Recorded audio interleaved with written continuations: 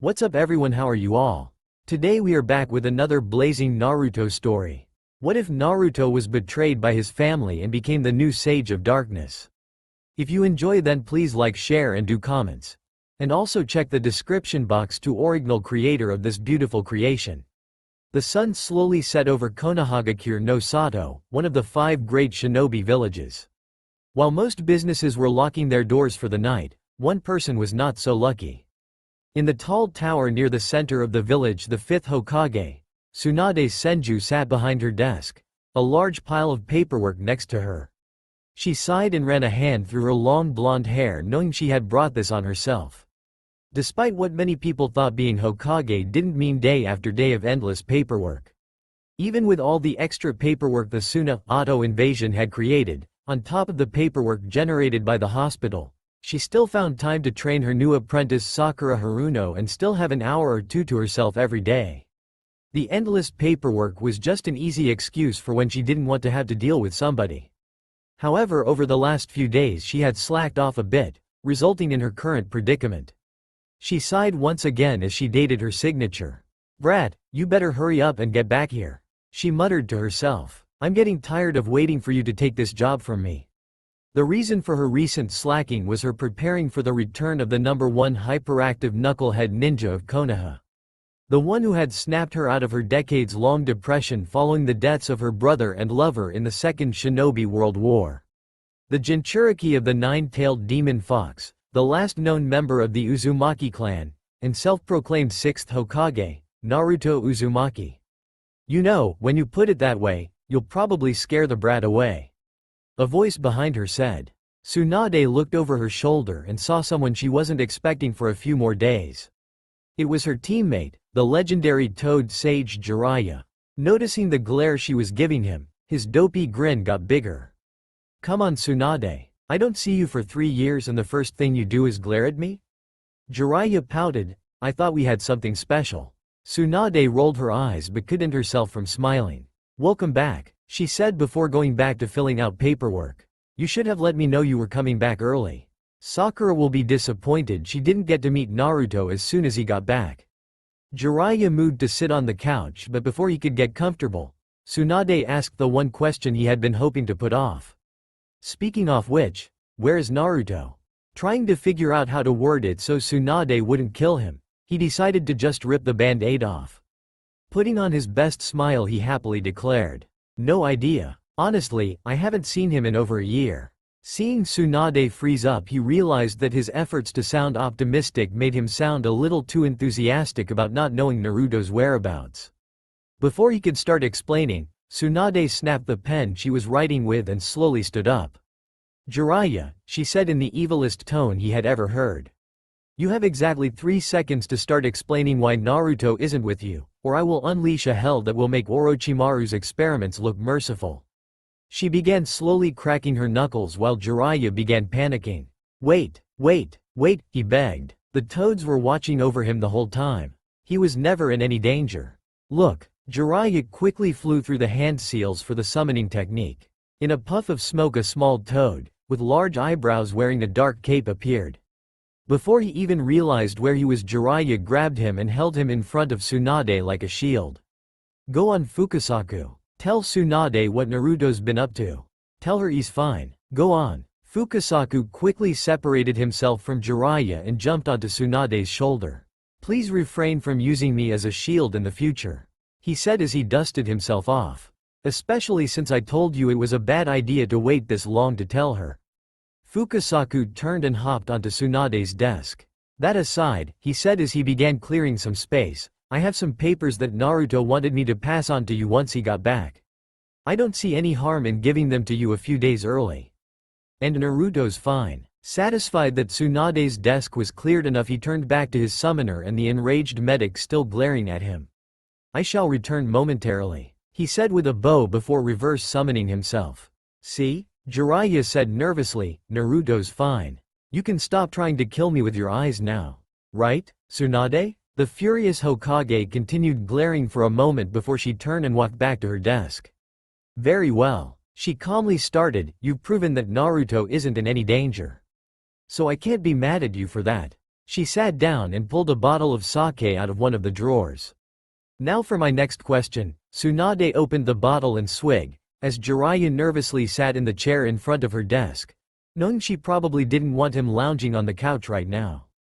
Tsunade took several deep breaths before looking at her teammate. Jiraiya, why the hell did you let Naruto go running off in the first place? Well, it was right after Naruto's 15th birthday, he began. Naruto had gone into the woods to train and didn't come back that night. It wouldn't have been the first time he spent all night training, so I didn't think much of it. But the next morning he was back at camp, just staring at the fire with this dead look in his eyes. I tried to get his attention, but he just ignored me. Right as I was getting worried, he suddenly got this really determined look in his eyes and asked if he could spend the last year of the trip training by himself. He said he would have the toads with him if things got too dangerous, and he really needed to do this.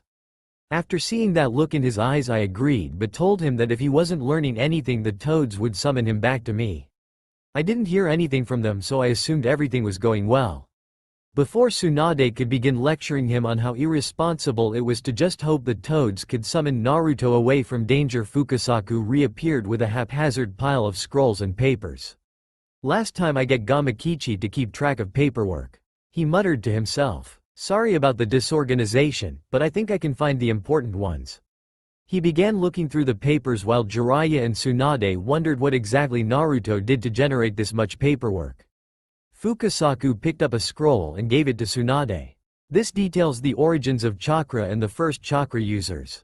He said. Before Tsunade could ask any questions, Fukasaku held up a small folder with stack of papers and sighed. Here's a formal request from the leaders of Omegacure for a political alliance between the two villages. Both Jiraiya and Tsunade stared at Fukasaku with their jaws on the ground. Naruto had somehow convinced one of the most paranoid and isolated hidden villages to open up to outsiders? Sure, there were rumors that Hanzo had been overthrown, but since the borders remained closed, nobody had been able to verify them. Fukasaku, Tsunade began. How exactly did Naruto come in contact with the leaders of AIM? Walking into a hidden village was one thing. Meeting up with the top ninja was another. Fukasaku picked up a stack of papers stapled together and handed it to Tsunade. He heard a rumor that the leader of Akatsuki was in AIM and decided to investigate. Jiraiya and Tsunade's eyes popped out of their heads. The leader's girlfriend, I'm assuming, approached him and they hit it off. One thing led to another, and him and those two are real good friends now. Speaking of which, Akatsuki has been disbanded and those are the profiles of all its former members. Jiraiya quickly grabbed the papers from Tsunade's hand while she was too stunned to stop him. While Jiraiya was comparing Naruto's notes with the information he had gathered over the last year, Fukasaku grabbed a folder that looked similar to the first, only bigger. Here's a request by the Mizukage for an alliance between Konoha and Kiri. Once again Tsunade's jaw hit the floor. You're telling me the brat who refers to the Hokage as Granny somehow managed to convince two of the most isolated hidden villages to open their borders to outsiders? Tsunade asked. Fukasaku just smiled at her. You of all people should know of his ability to positively influence people. Tsunade blushed while Jiraiya, who had finished looking over the files of the ex-Akatsuki members, laughed. Before Tsunade could come up with a response, Fukasaku handed her another paper. Naruto has requested that you make the records of Itachi Uchiha's final mission public. Jiraiya was confused as to why Naruto would ask for that, before he noticed Tsunade seemed very nervous. Before he could ask, Fukasaku handed him another stack of papers stapled together. There's the information on almost all the Jinchuriki. Who they are, where they are, their abilities. All that stuff. Jiraiya began flipping through the files and saw that they were all rather thorough. How exactly did he get this information? He asked. The Jinchuriki are some of the most well-guarded secrets in a hidden village. Also, why is there no info on the Sanbi host? Fukasaku looked up from flipping through papers. Well, for the most part, he just asked them. Most of the last year was spent meeting with all the other Jinchuriki. Of course, some leaders weren't very happy when they learned a Konoha ninja was befriending their weapons. But for the most part they all like him. Once again Jiraiya's jaw hit the floor. As for the Sanbi, the fourth Mizukage was killed and Naruto wants to keep the new Jinchuriki a secret for now. Fukasaku held up two more sheets of paper, once again cutting off the questions the two Sannin had. These are the last two important things. They're a pair of techniques that Naruto created. Or rather he improved existing techniques in ways only he could. Tsunade and Jiraiya raised their eyebrows. The first is a healing technique that uses large amounts on yang chakra to generate organs from nothing. The other is a method of using yang chakra to complete the Edo Tensei. Jiraiya and Tsunade stared blankly for a few seconds before they exploded into a series of questions. Unable to understand a thing they were saying, Fukasaku took a deep breath.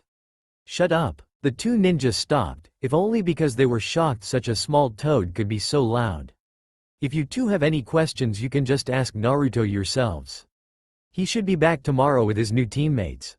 Now if you'll excuse me, Shima will be rather upset with me if I miss dinner. With that, Fukasaku reverse summoned himself back home. Jiraiya and Tsunade still had a million questions, but as they looked at each other, they had the same thought. New teammates? Jiraiya and Tsunade paced restlessly back and forth in front of the main gates of Konoha. Much like Fukasaku had said, most of what was left of the pile had been random junk, mostly receipts that Tsunade really didn't hope he expected her to pay back. A training trip was not a mission. Besides that, there were lots of pamphlets for random tourist destinations around the elemental nations, and what looked like lots of random journal entries, very few of which had anything interesting or important to say. It was slightly worrying that somebody who knew as much classified information as Naruto could still act so ditzy. Where the hell is he? She yelled, startling the gate guards who had been nodding off. Wanting to get answers out of Naruto as soon as possible, she had shown up to the gates at dawn. Several hours later and there was no sign of Naruto or his mysterious new team. Now Tsunade, Jiraiya said, ignoring her agitated glare, he said he'd be back today. He never gave a time. Just be patient and you'll get your answers. And hopefully I can get some answers of my own, he thought. Last night when he asked Tsunade why Naruto was interested in Itachi's final mission, she had become very evasive and refused to answer him. He was shocked when he pressed her for answers and she threatened to have him locked up if he didn't back off. Something big was going on and he was determined to find out what. The sound of laughter pulled Jiraiya from his thoughts. Looking down the road he saw three people approaching. Jiraiya pulled out his spyglass and was pleased to see that Naruto was finally back home.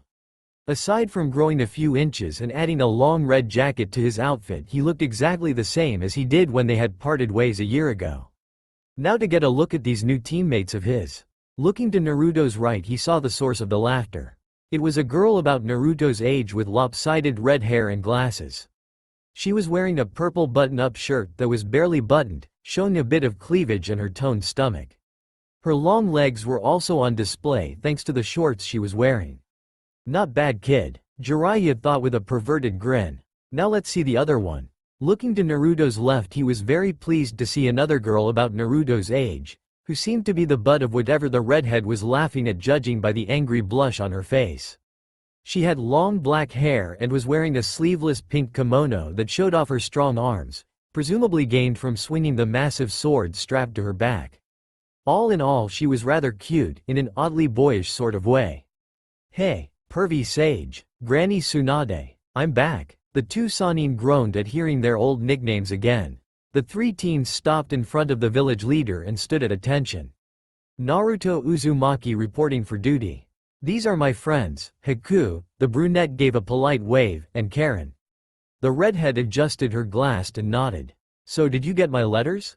Yes I did, Tsunade replied as she grabbed him by the jacket.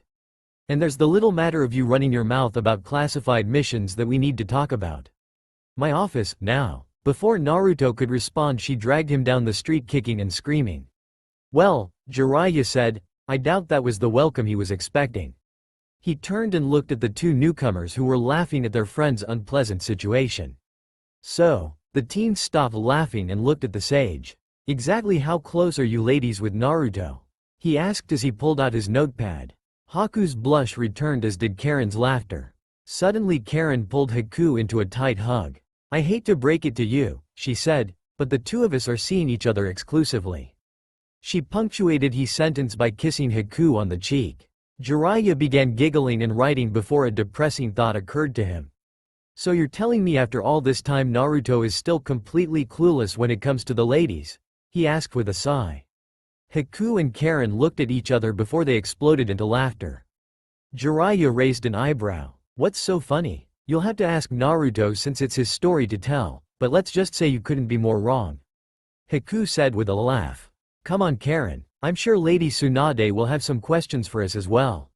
With that the two teens walked after Naruto and Tsunade while Jiraiya began thinking up ideas for his next book, involving two wandering lesbians and the brave ninja warrior who captured both their hearts. By the way Jiraiya looked over his shoulder and saw Haku giving him a grin. It was a grin he had come to fear. I was the same grin Naruto always had right before a prank. You should know that I'm a boy. The teens then left Jiraiya standing there confused. Finally his brain pieced together what had just learned and neatly summarized his thoughts. What the hell? Start talking brat, Tsunade said as she paced in her office. How do you know about Itachi's last mission and why do you want to go announcing it to the whole world? Despite giving Naruto her best glare she could tell he had grown as a ninja by the glare he was giving back. Maybe because he's a hero and right now the entire world is treating him like a monster for sacrificing everything in his life to keep his home safe even though there's absolutely nothing left to tie him to it. That sound like a good enough reason for you? Naruto snapped, clearly not pleased with having to try to justify why a ninja shouldn't be punished for following orders. Tsunade sighed as she tried to think of a way to calm Naruto down. Sadly, if there was anyone who could sympathize with Itachi it was Naruto. Look Naruto, she began softly. How do you think the other villages would react if they found out we were forced to wipe out one of our most powerful clans? Or should we have just let them invade us as we recovered from a civil war? She hoped that Naruto could understand that leaders were sometimes forced to make unpleasant decisions. Naruto, however, seemed unimpressed with her answer. Please, he said sarcastically as he sat down, Kiri isn't as strong as us and they managed to survive a civil war caused by an Uchiha just fine. Tsunade sat there shocked as Naruto gained a thoughtful look on his face. Then again they do have all that water keeping them safe. Tsunade's eye twitched in annoyance. But there's a lot of land between Konoha and the borders. But those borders lead straight into enemy territory. What do you think Granny? Will you focus? She snapped. Leave it to Naruto to lose focus thinking about borders while talking about a potential war. Now what's this about an Uchiha starting the civil war in Kiri? Naruto blinked a few times before he remembered what they were talking about. Oh yeah, so there was this guy, and everyone thought he died in the last war, but he didn't. But he did kind of turn into a complete and total ass. Naruto said with a frown. He pulled Kurama out of Mom, so he's pretty much responsible for ruining my life. Tsunade had no idea who Kurama was but hearing Naruto talk about his mother was raising more questions than it was answers. Then he hypnotized the 4th Mizukage and started the bloodline purges which lead to the civil war, so he's pretty much responsible for ruining Haku's life. This caught Tsunade's interest. She had no idea Naruto's new friend had a bloodline. Now that she thought about it she had just left two completely unknown ninja wandering around Konoha. She should probably do something about that. Oh, and let's not forget he was the one who turned Akatsuki into a terrorist organization. Tsunade rubbed her temples. Naruto hadn't even been back 5 minutes and she had a headache. Naruto, I'm going to ask some questions, she said as she reached for a bottle of sake. And you are going to give me short and simple answers that aren't going to raise a million more questions. Got it? Naruto nodded nervously. He could tell she was getting serious. Now then, who is Kurama? Is this Uchiha still a threat? And what does this have to do with Itachi? Naruto scratched his head. Well, there's really no way to answer those simply. But in order, Kurama is the Kyuubi. No he isn't, and you don't screw with the guy leading a terrorist organization with having to screw with the second in command. Suddenly Naruto's eye widened in terror. Oh crap, I forgot to tell the pervy sage that Konan and Nagato said, hello. Tsunade slammed her head into her desk. With a sigh she sat up and looked at Naruto. Alright fine, she groaned, we'll get back to all that later. Really at this point she was tempted to just kick him out of her office and trust that he knew what he was doing. Just answer me this. What exactly made you want to leave in the first place? Naruto's face hardened. Well, that question's probably the easiest to answer, though it will probably take a while. Looking at the clock he saw that it was still only 8 in the morning. Well, it started about a year ago. Naruto wiped the sweat off his forehead. He had spent the last few hours sparring with his clones. Ever since that training session where he had blacked out, Jiraiya hadn't been as strong as he had before. Sure, he could still beat Naruto with no effort, but the beatings weren't nearly as bad as they used to be. Naruto sighed and looked down at his hand. Even though Jiraiya hadn't said anything, Naruto was certain that he had lost control of the Kyuubi. He wished he understood why Jiraiya was so determined to have him use the Kyuubi's power. Was there something Jiraiya knew that he didn't? With a sigh, Naruto closed his eyes and began to focus. He didn't want to use the Kyuubi's power, but he also didn't want to accidentally kill someone close to him. Naruto felt the rush of power from the Kyuubi slowly wash over him. He slowly began to increase the power, carefully maintaining focus on his emotions. The more he used, the angrier he got. The angrier he got, the harder it was to control. A vicious cycle if there ever was one.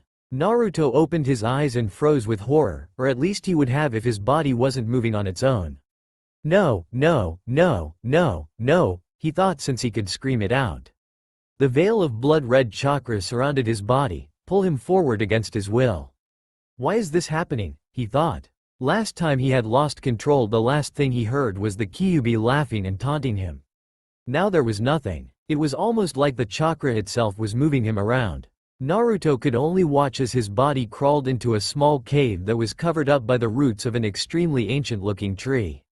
What is this place? He thought as he crawled deeper and deeper, with only the light of Kyuubi's chakra letting him see. Naruto was sure how long he crawled around in there. His body kept moving without rest, only stopping when it needed to dig where the cave was too narrow or blocked. Eventually he reached an open room. Struggling to see in the extremely dim light, Naruto's blood ran cold when he realized that there was a mummified corpse sitting in the center of the room. To his horror, his body moved forward, reaching out to touch the mummy's head. The mummy's 3 eyes lit up and Naruto blacked out. Now where am I? Naruto mumbled as he sat up.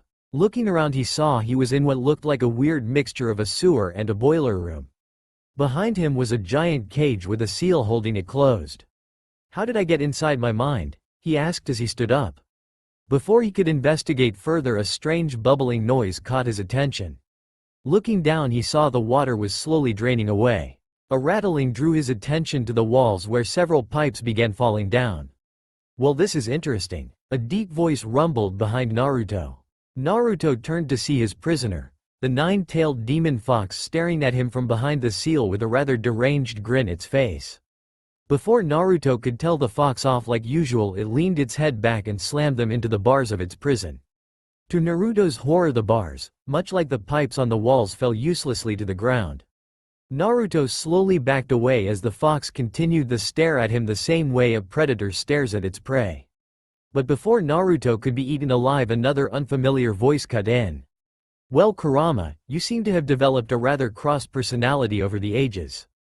Naruto turned and was shocked to see that most of his mindscape had faded into an endless white void. Floating in the middle was a man that Naruto quickly realized was the same mummy he had seen before he passed out. Though even alive, he still looked incredibly old. And what was with that third eye in the middle of his forehead?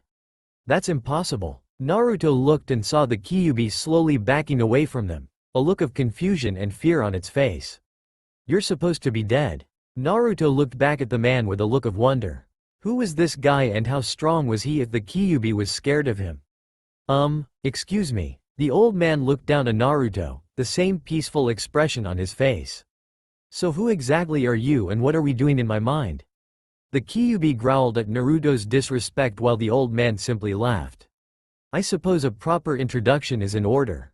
He said, I am Hagoromo Otsutsuki, but I believe you have most likely only heard of me by my title, the Sage of Six Paths. Naruto nodded several times before he smiled and politely asked, Who, you idiot? Naruto froze, remembering that the giant fox monster that had almost destroyed his home was currently sitting behind him with nothing separating them. The only reason you can even call yourself a ninja is because of the desecration of the ideals of the man before you. So show some respect. Naruto stared up at the fox. While there were some big words he didn't quite understand from what he got, this guy was the very first ninja. And he must have been powerful considering the respect in the Kyuubi's voice. The few times he had heard the Kyuubi talk before, it had always just smugly taunted him before trying to take control of his body. A laugh brought his attention back to the man in front of him. While Kurama is being overly zealous in coming to my defense, he is correct. He said with a smile. I am Hagoromo Otsutsuki. I was the one who spread the ideals of ninshu, which formed the base of ninjutsu, across the world. It was through my knowledge that humanity learned to access the chakra that lay dormant within everyone. By now Naruto had little stars in his eyes. Who knew what kind of awesome ninja moves he could learn from this guy? Wow, that's amazing, he yelled, much to Kurama's annoyance. So you're the guy who discovered chakra? How'd you do that? Can you teach me to be an awesome ninja like you? Naruto then noticed that Hagoromo's smile seemed to fall a bit at his questions. Perhaps Kurama's paranoia was not as unfounded as I originally believed. Before Naruto could question what he meant, the sage continued, and no. I am neither the discoverer of chakra nor was I the first human to make extensive use of it. Chakra had long been known of by humanity, though few were able to make use of it. The first human to wield chakra as we do was my mother. Naruto clearly had not been expecting that answer. So your mother was the first ninja? Naruto asked, not noticing Hagoromo's face becoming sadder with each word. She must have been amazing. What was she like? How did she become a ninja?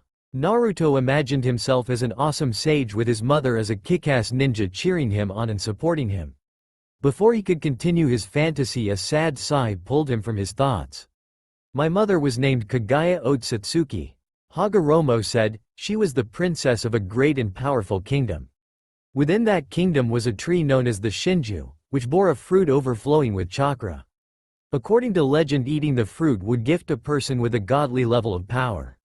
The people of the kingdom never ate the fruit out of fear of the potential power they may unleash.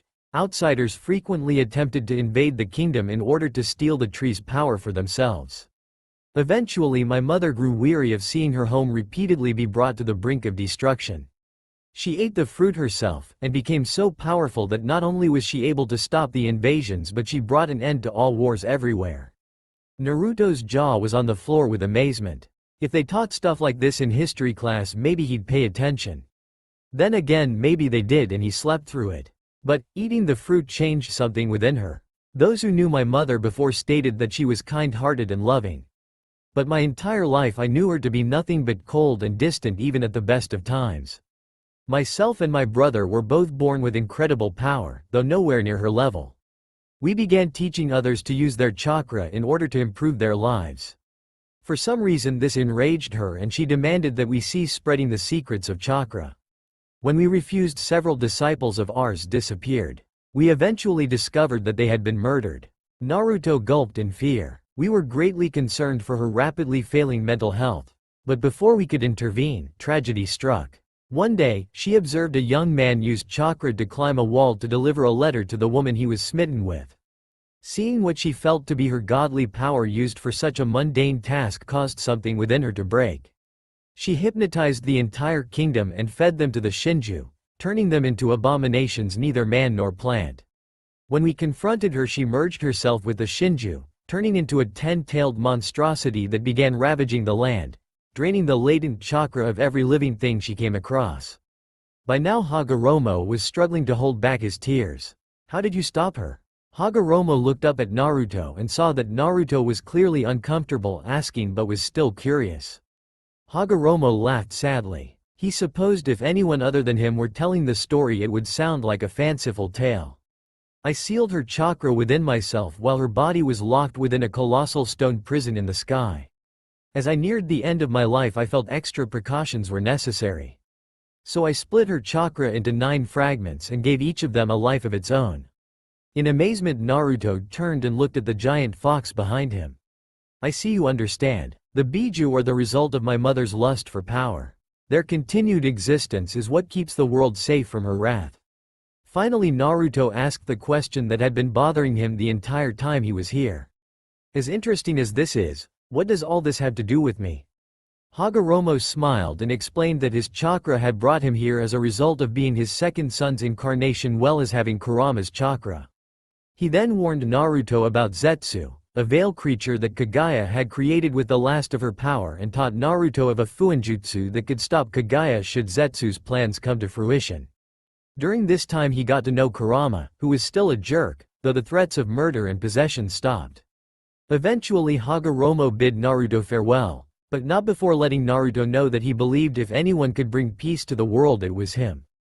As the sage faded away and his mindscape rebuilt itself, Naruto heard someone calling his name. Looking up he saw Jiraiya standing over him. When had he gotten back to camp? How long had he been sitting there? Remembering what Hagoromo had told him, he looked up at his teacher. Jiraiya, I think I need to spend the next year training myself. And then I spent the next year wandering around training. Tsunade nodded. Hearing that the Sage of Six Paths was real and not just a fairy tale had been very interesting. Tsunade finished her sake before looking at Naruto. Very well, she began, we'll need a full up-to-date showing of your skills. Be at training ground 7 at 3.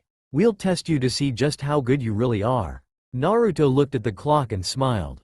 He still had several hours before he'd even need to start getting ready. Any questions before you leave? Naruto nervously scratched his head. Do you think maybe you could drop your henge for me? He asked. The glare Tsunade sent him told him everything. Please, I just want to try something. I promise nothing bad will happen.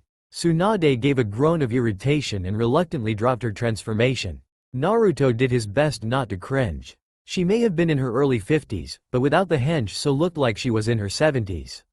So what is it you're trying to do? She asked, her tone of voice telling Naruto he was dead if this was some kind of joke. Naruto smiled and held up his hands, which were now covered in a bizarre golden flame. With a flick of his wrists the flames extended and swallowed Tsunade up. Before she could protest, Naruto started talking. I'm sure you read all about my yang healing technique, right? Tsunade nodded. Well, I'm still working on the control part. I can't really do fine healing. I can replace an arm if you lost one. But if you broke your arm I can't make a small amount of bone to mend it. I could give you a new arm bone.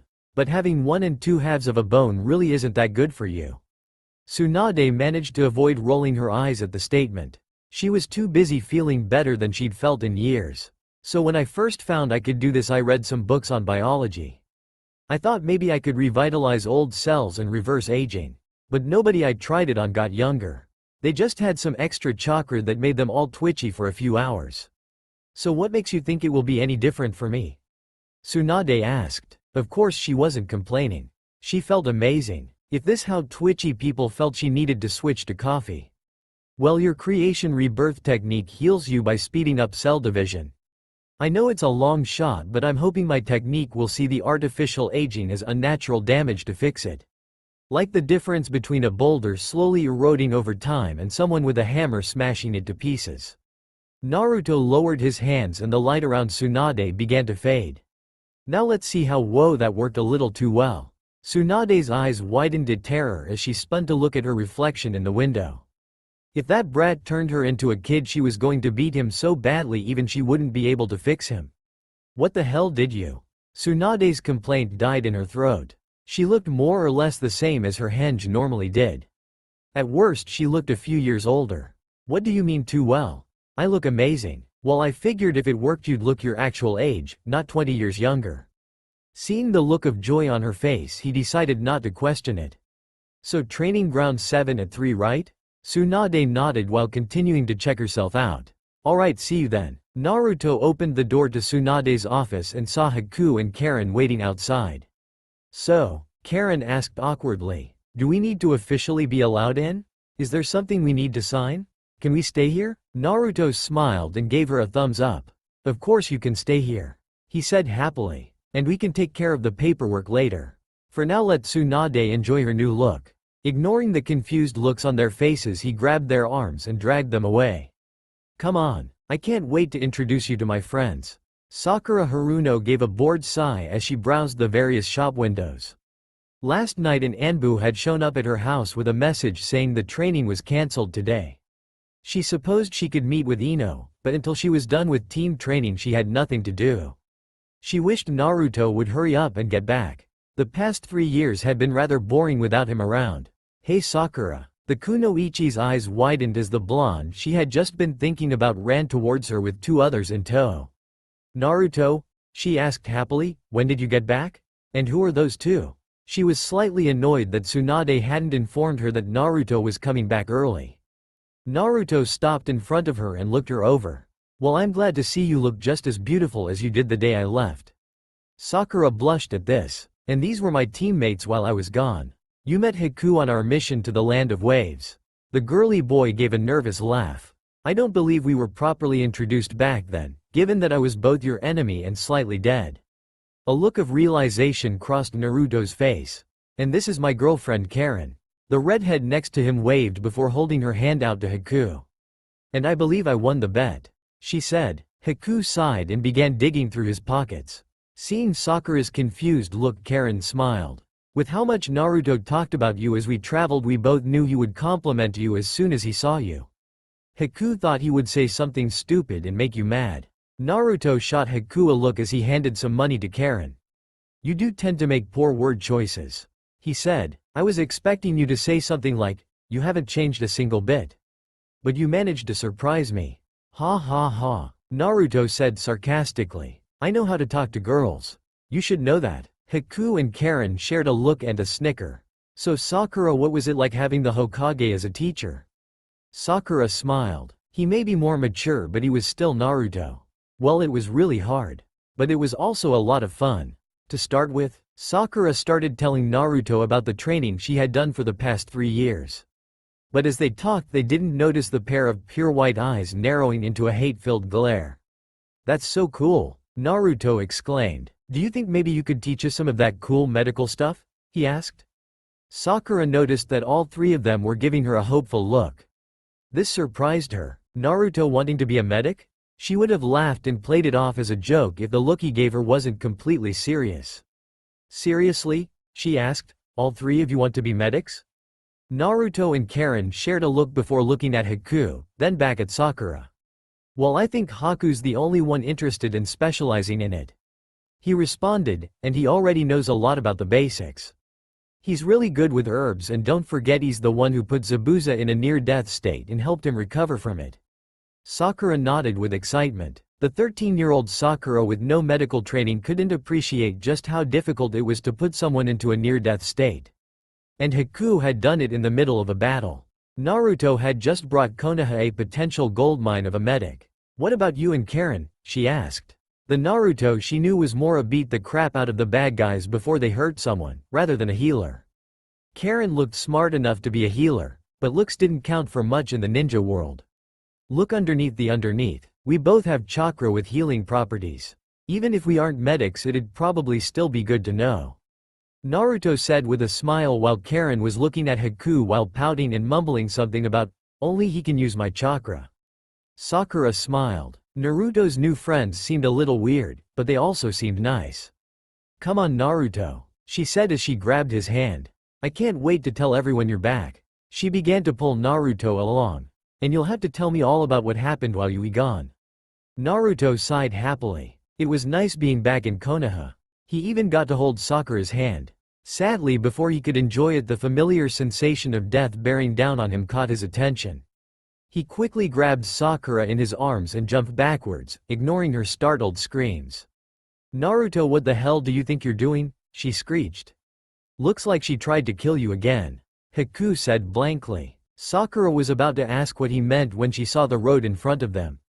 It was covered in what looked to be dozens of wires sticking out of the ground like giant darts. What are those? She asked as Naruto put her down. Where did they come from?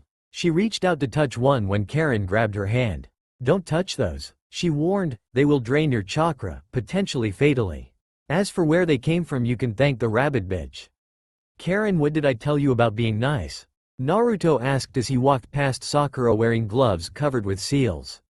Fuck nice, she snapped back. With how many times she's tried to kill us, I'll call her whatever the fuck I want.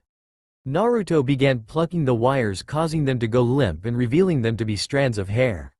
Well, technically she was only trying to kill me, he said. You and Hiku just happened to be in the way.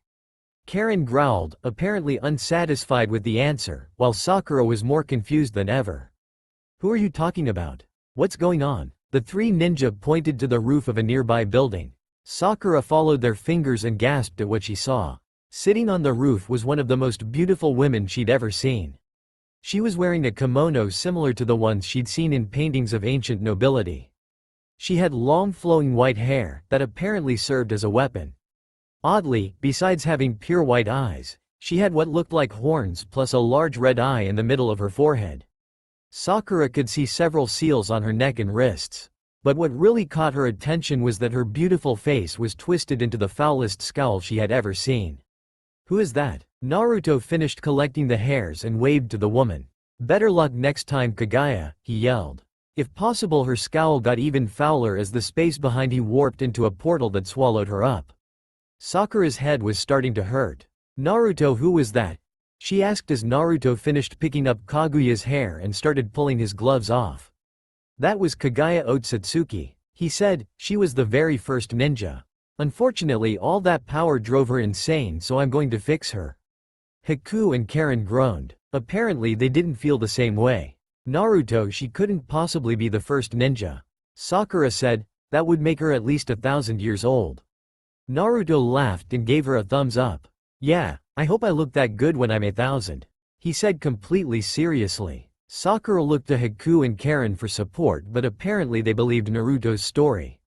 "Now come on. I remember you saying something about catching up with everyone." Naruto began to walk away, followed by Haku and Karen, with Sakura bringing up the rear. "Will someone please explain what's going on?" Ino Yamanaka gave an annoyed sigh. She loved her team, she really did. But some days they could be so frustrating. Today all they had done was some warm-ups followed by taijutsu spars. After that they had practiced several Ino Shika Cho formations followed by a cool down. Now they were getting lunch at the barbecue place, which was awesome as sign that they were done for the day. Sure, Shikamaru had some meeting with Temari later, but there was no reason Asuma couldn't keep training he and Choji.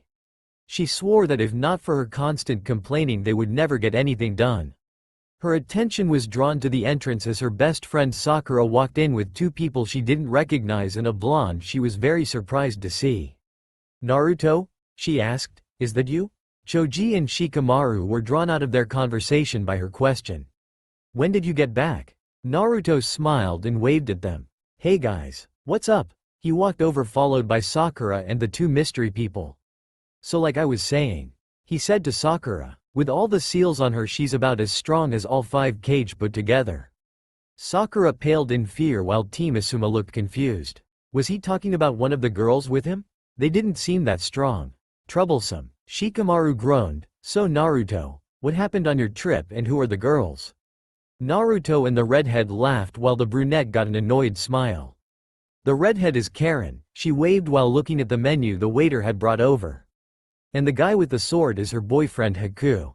Everyone stared at Naruto before looking at Haku. He waved at them. "Yes, I'm aware I look like a girl." Naruto and Karen snickered. "And I believe these two have a bet over how many people will make that mistake. I believe we're up to 5. So you want to hear about my trip?" Naruto said, "Well, let's see. I think a lot of it needs to be cleared by Tsunade before I talk about it." Oh, I know, I can tell you about my trip to the Land of Water." His classmates listened with interest while Asuma wondered why Naruto would be in the Land of Water since last he had heard it was in the middle of a civil war. "So it all started when I met this guy named Utakata. He's a pretty cool guy, I think you guys would like him. So anyways, I'm walking on the beach when I see this guy blowing bubbles.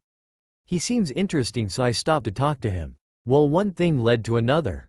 Naruto spent the next few hours telling them all about his trip to the Land of Water, from his first meeting with Utakata to meeting and training with the rebels. They thought they could hide in the mist, but they didn't realize the mist was filled with steam. So when they hid too long their armor started melting.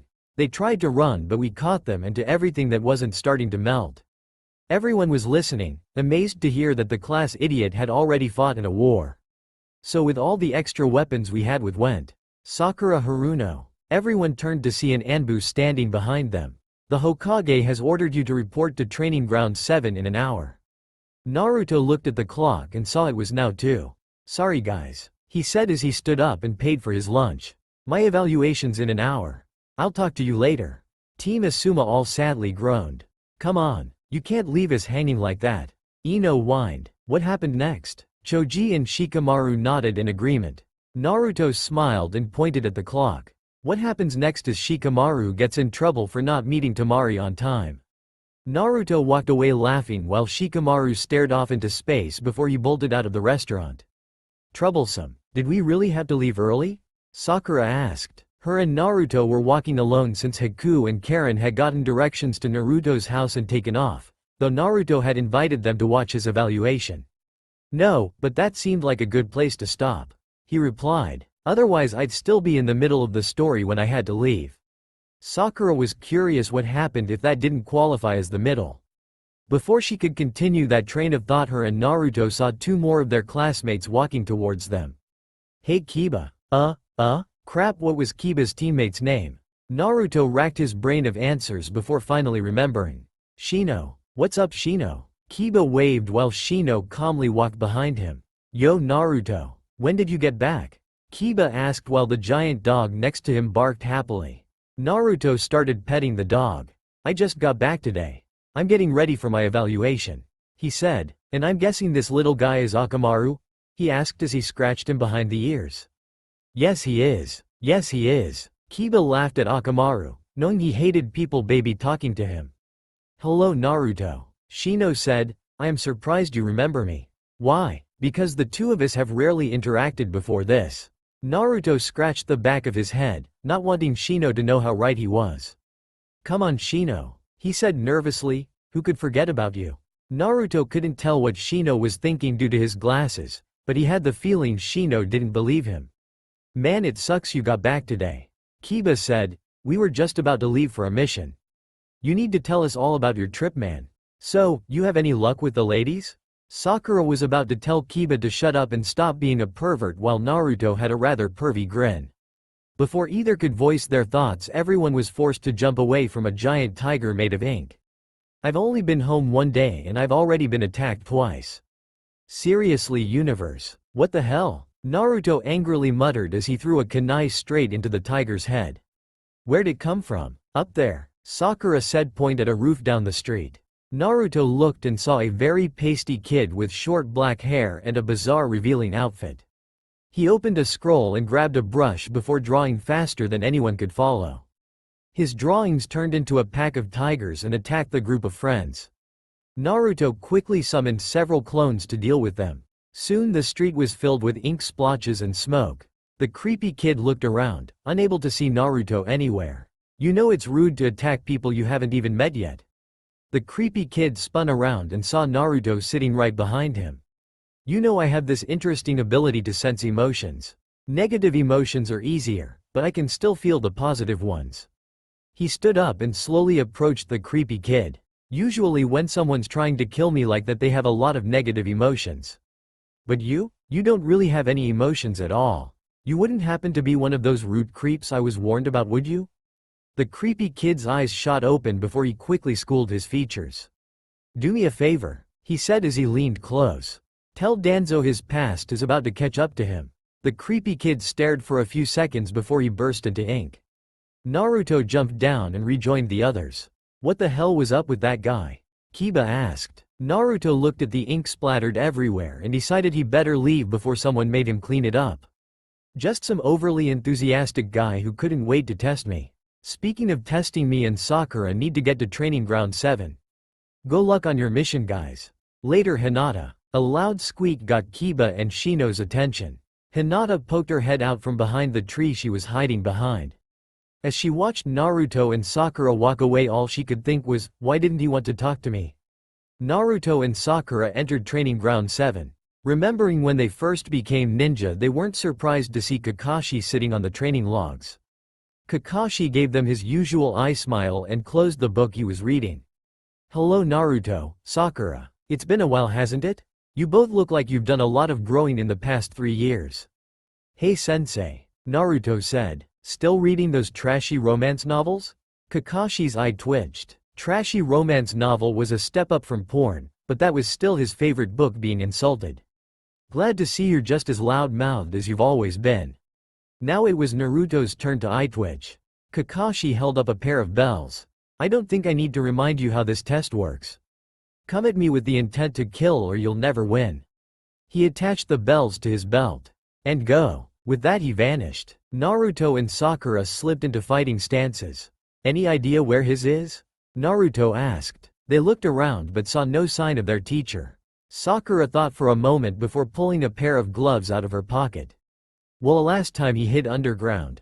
she said as she pulled them on. Let's see if he thinks we forgot about that. Sakura pulled her fist back and smashed the entire training ground to bits.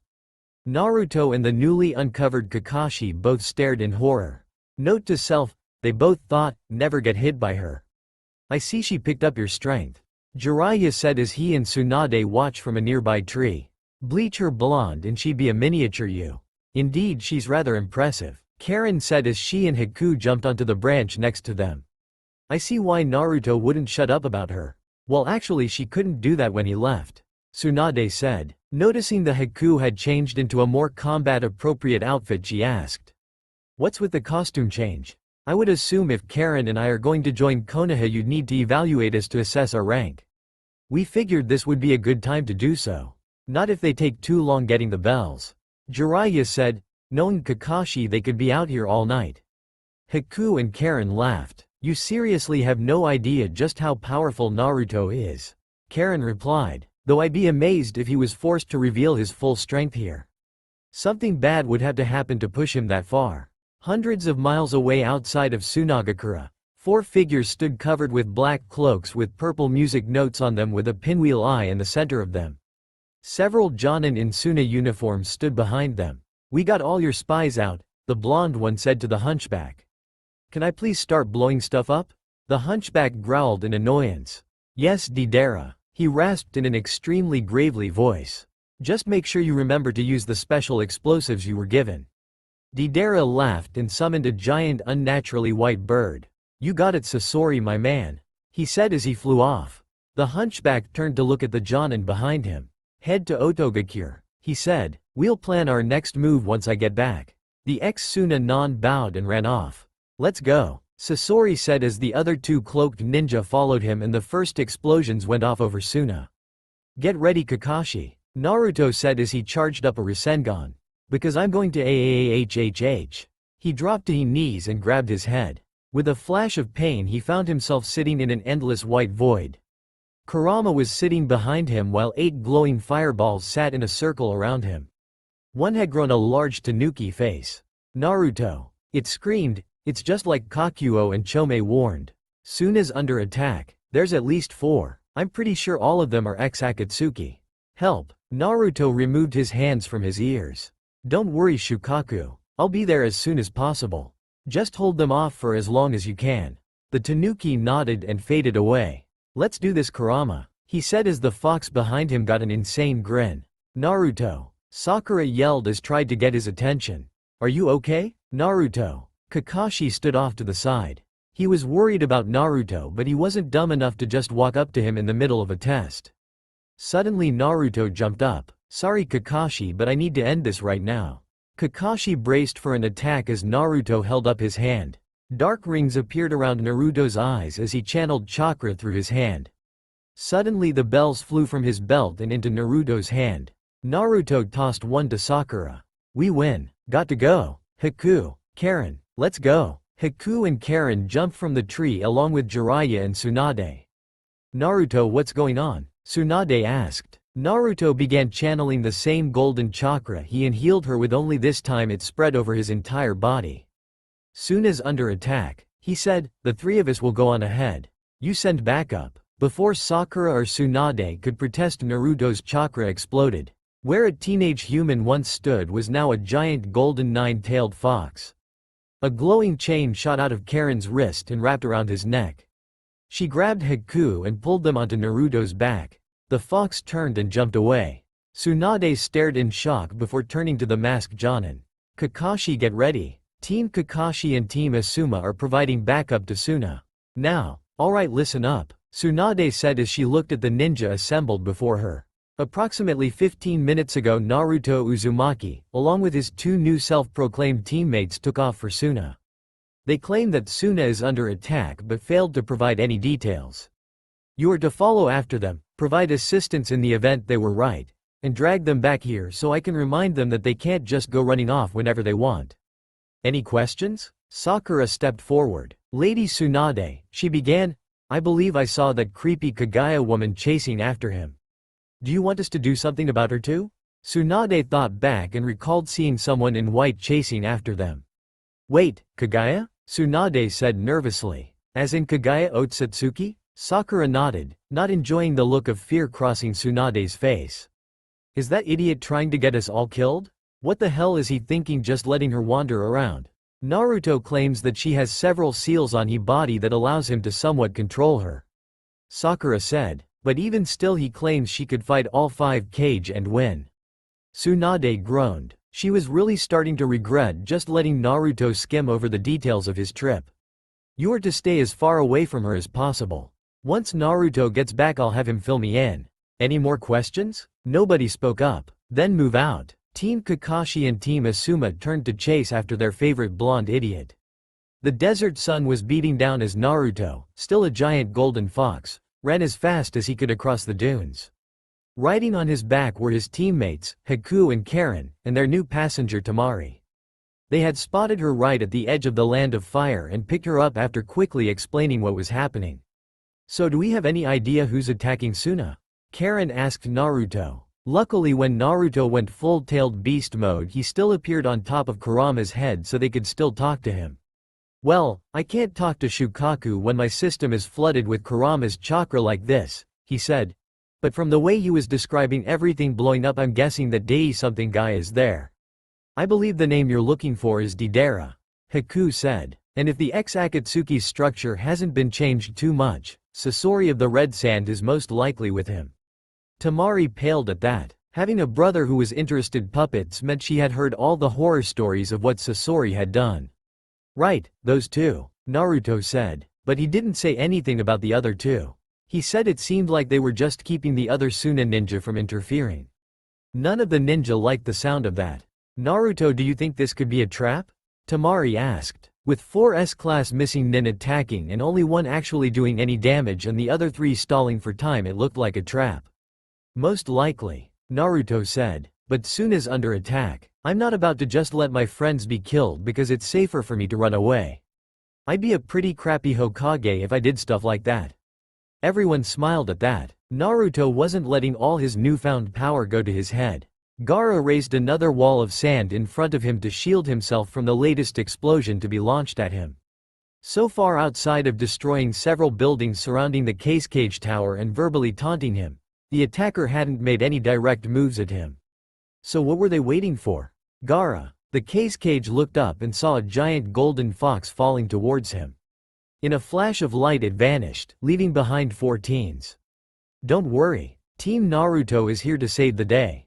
Before anyone could point out how dumb his intro was, a manic laughter got their attention. Well, what do you know? Deidara said with an insane grin. Just like we planned. Attack the raccoon and the fox will come running. I didn't think it'd work but here we are. Deidara. The blonde looked over his shoulder to see his partner approaching. A raccoon and a tanuki are 2 separate creatures. Use your brain before you accidentally blow yourself up. Deidara growled and was about to retort when another voice cut in. Raccoon? Tanuki? Who gives a flying fuck? Let's just kill the fucking dipshits already. Naruto tensed at the approaching pair. One was tall and thin with swept-back silver hair, carrying a 3-bladed scythe. The other was equally tall, wearing a black mask over his head with creepy red and green eyes. It was Hidan of Yugakure and Kakuzu of Takigakure, the infamous zombie brothers. Well, isn't this a nice little reunion?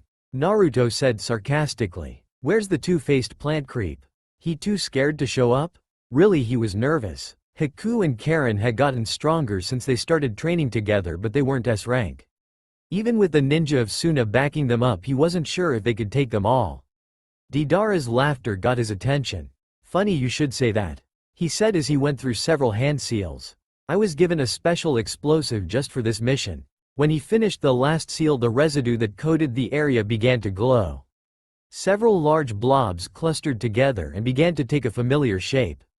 Before anyone could react they were surrounded by an army of Zetsu. Well, shit, Karen said as everyone took a fighting stance. Any ideas, Naruto? Naruto looked at the army surrounding them before giving a sigh of defeat. He really didn't want to do this but he had no choice.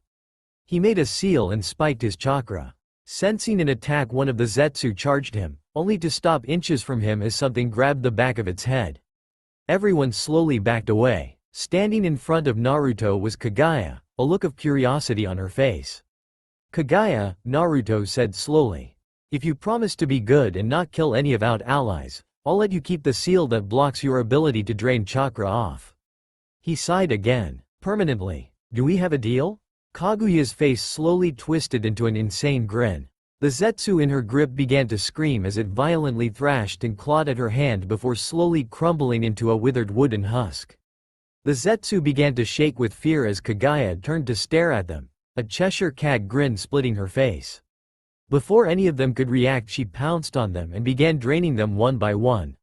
Well, that's one problem solved, Karen said, but what are we going to do about them? Before anyone replied, a bird made of clay dive-bombed them, exploding on impact. Everyone jumped away from the explosion, but quickly realized it had only served to separate them. Great, Karen said blankly as Kakuzu stood across from her. So I end up fighting the little girl, he said. I'm very busy, so at least try to make it Kakuzu's hearts leapt from his body as 5 glowing chakra chains pierced his chest. He stared at the chains before he slowly pulled his cloak off. You just destroyed one of my hearts, he calmly stated. Normally I'd be upset, but seeing as you're offering something as rare and valuable as an Uzumaki heart to replace it, I suppose I can forgive you. Kakuzu's tentacles lashed out, entangling themselves in Karen's chains. His remaining hearts surrounded her and launched attacks at her. She quickly summoned a shield of chains to surround herself, but was barely able to hold the attacks off. Shit, shit, shit, shit, shit. She swore as another barrage of attacks smashed her chains. I can't beat him in a straight fight, so I'll have to outsmart him. Another barrage nearly broke through her shield. I hope Haku isn't having as much trouble as me. Haku stared at his opponent, unsure of what to do. When he found himself faced with Hidan, he quickly summoned his ice mirrors to ensure the insane cultist couldn't get his blood for his ritual. The downside was, although he was safe from harm, he couldn't do any real damage to Hidan. The immortal nin shrugged off his senbon like they were nothing, and Haku wasn't sure he could maintain his speed and use the Kabikirabocho at the same time. Hey sissy, Hidan screamed. How about you get your little faggot transvestite ass out of your little makeup mirror and fight me like a real ninja? Or are you too busy bleeding like the little bitch you are? Haku ignored the comment and launched another wave of senbon at him.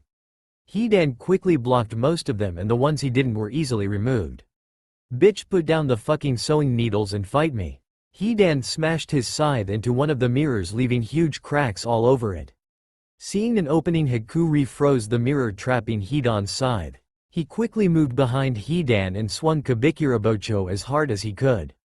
The massive blade entered the immortal's shoulder before stopping in his chest. Haku pulled the blade out and jumped back into the mirrors as Hidan broke loose and smashed several other mirrors. You fucking faggot fuck, I'm going to enjoy ripping you limb from fucking limb. Another mirror was smashed as Haku began to struggle repairing them.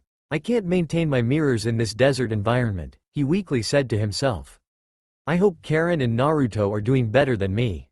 I don't know how much longer I can hold out. Naruto stared down Sasori. He had tried to send some clones to aid Haku and Karen, but the puppet in front of him had quickly taken them out. So, he said as he slowly began to circle his opponent. It seems like Akatsuki held together pretty well even after Nagato disbanded it. Though none of you ever really seemed to enjoy working together. Kind of odd that you would stick with each other. Unless there's a new puppet master pulling your strings now. Naruto ducked as Sasori's tail lashed out with lightning speed. Naruto summoned a pair of clones to flank him, and the trio launched a barrage of air bullets at him. His tail quickly twisted around his body, taking most of the hit. I don't know why you bother asking. Sasori rasped out. You are already well aware of our plans. Though how you learned of them is a mystery I would like to solve. His tail whipped around and destroyed one clone while he spit several senbon at the other. Naruto summoned more clones and continued to try to get into Sasori's blind spots. Actually, I'm just making a few educated guesses. I have a few concrete facts, but most of your plan eludes me. Naruto began to focus his chakra to his throat, knowing that he had only one shot at this. And just because somebody is on your side doesn't mean your enemies can't learn from them. Naruto took a deep breath and spat at Sasori. Thinking it was another air bullet, Sasori raised his tail to block it, but was shocked when a glob of lava began melting his tail. Before he could react, a clone with a Rasengan smashed into his back. Naruto jumped back to see if he'd done any damage. Sasori's tail was now fully burned off and the armor on his back was filled with cracks. His body parts were all twitching as he tested their movement. "You damaged my favorite puppet," he said slowly. "I can tell that you're going to become quite the thorn in our sides. Though I'm curious as to when you obtained the ability to use lava release. None of our intel indicated you had this ability." Naruto frowned. He had been hoping that his Rasengan would destroy Sasori's armor completely. Now his enemy knew one of his biggest secrets. Thankfully he hadn't worked out the source of his secret. "No matter," Sasori said as he armed his weapons. "Killing you and the case cage just became higher priority." Naruto summoned more clones. "I thought your plans revolved around capturing the Jinchuriki, not killing them." "Not that it matters since neither one of us is going down," the clones charged as Sasori fired his arsenal. "Those were the plans of the old Akatsuki that you dismantled," he said. "We no longer need the Jinchuriki or the beasts they hold. We simply need them out of our way." The last clone was destroyed and Naruto and Sasori locked eyes. "And make no mistake, one way or another, two of our enemies will die tonight." Gaara sent several tendrils of sand towards Deidara, who easily dodged and weaved out of the way, before launching several explosions his way. Gaara's theory that they had been stalling was proven correct as Deidara was now focusing all of his attacks directly at the village leader. Gaara pulled his sand back and cut Deidara's leg. "Damn it," he hissed, "I should have known fighting you low to the ground was a mistake. I can't believe I had to carry all that shit to summon all these weaklings. If I had a full supply of explosives you'd have been dead long ago." He threw several more clay spiders at Gaara who easily blocked them again. "Then I suppose I should consider myself lucky that you aren't fully armed," he blankly said. Though it would have been a good plan had Naruto not brought that woman with him. Deidara growled. "Fuck you," he snapped, "I don't need pity from the guy I'm about to kill. Besides, even with that bitch holding off the freaks, that doesn't change the fact that two of your backup are nowhere near out level. They'll be dead soon enough and then their opponents will come for you." Deidara laughed and set off another round of explosives. "He's right," Gaara thought. "I need to end this quickly." Naruto ducked under another wave of senbon. When Sasori had stopped spitting them he had assumed the puppet was out of ammo. Sadly, the puppet's body was covered with senbon launchers which had made creating clones or getting close impossible. But now he noticed something new. "Why isn't he attacking me?" Naruto asked himself. He has enough puppets that he supposedly destroyed an entire country by himself. So why is he shooting senbon at me with a broken puppet? Naruto became very nervous. There were 4 S-rank missing nin here plus an army of Zetsu. If they really wanted to kill him and Gaara, they could have easily teamed up to kill Gaara then turned on him when he showed up. But instead they had waited until he showed up and now they were drawing the fights out, causing lots of damage, but not actually killing anyone. What were they waiting for? A scream got his attention as something crashed in between them. The dust cleared, revealing Kaguya draining another Zetsu as it weakly struggled in her grip. "So that's how it is," Sasori said, getting Kaguya's attention. "Looks like we're forced to use the fallback plan." A tube extended from Sasori's back and fired a flare as Kaguya raced forward and grabbed him by the head. She attempted to drain his chakra but quickly found no chakra to drain. Confused, she looked up and saw Naruto running away chasing someone wearing the same cloak as the man she was holding. Looking down, she saw that she was holding an empty suit of armor. With a snarl, she crushed the puppet's head before turning to try and find some more Zetsu to drain. So things have gone that badly," Hidan said as he looked at the flare. "Well, at least now I get to kill a bitch." He slashed his hand and began using his blood to draw a symbol on the ground. Haku tensed up as he waited to see what Hidan would do. He hadn't been cut, so why was Hidan starting his ritual?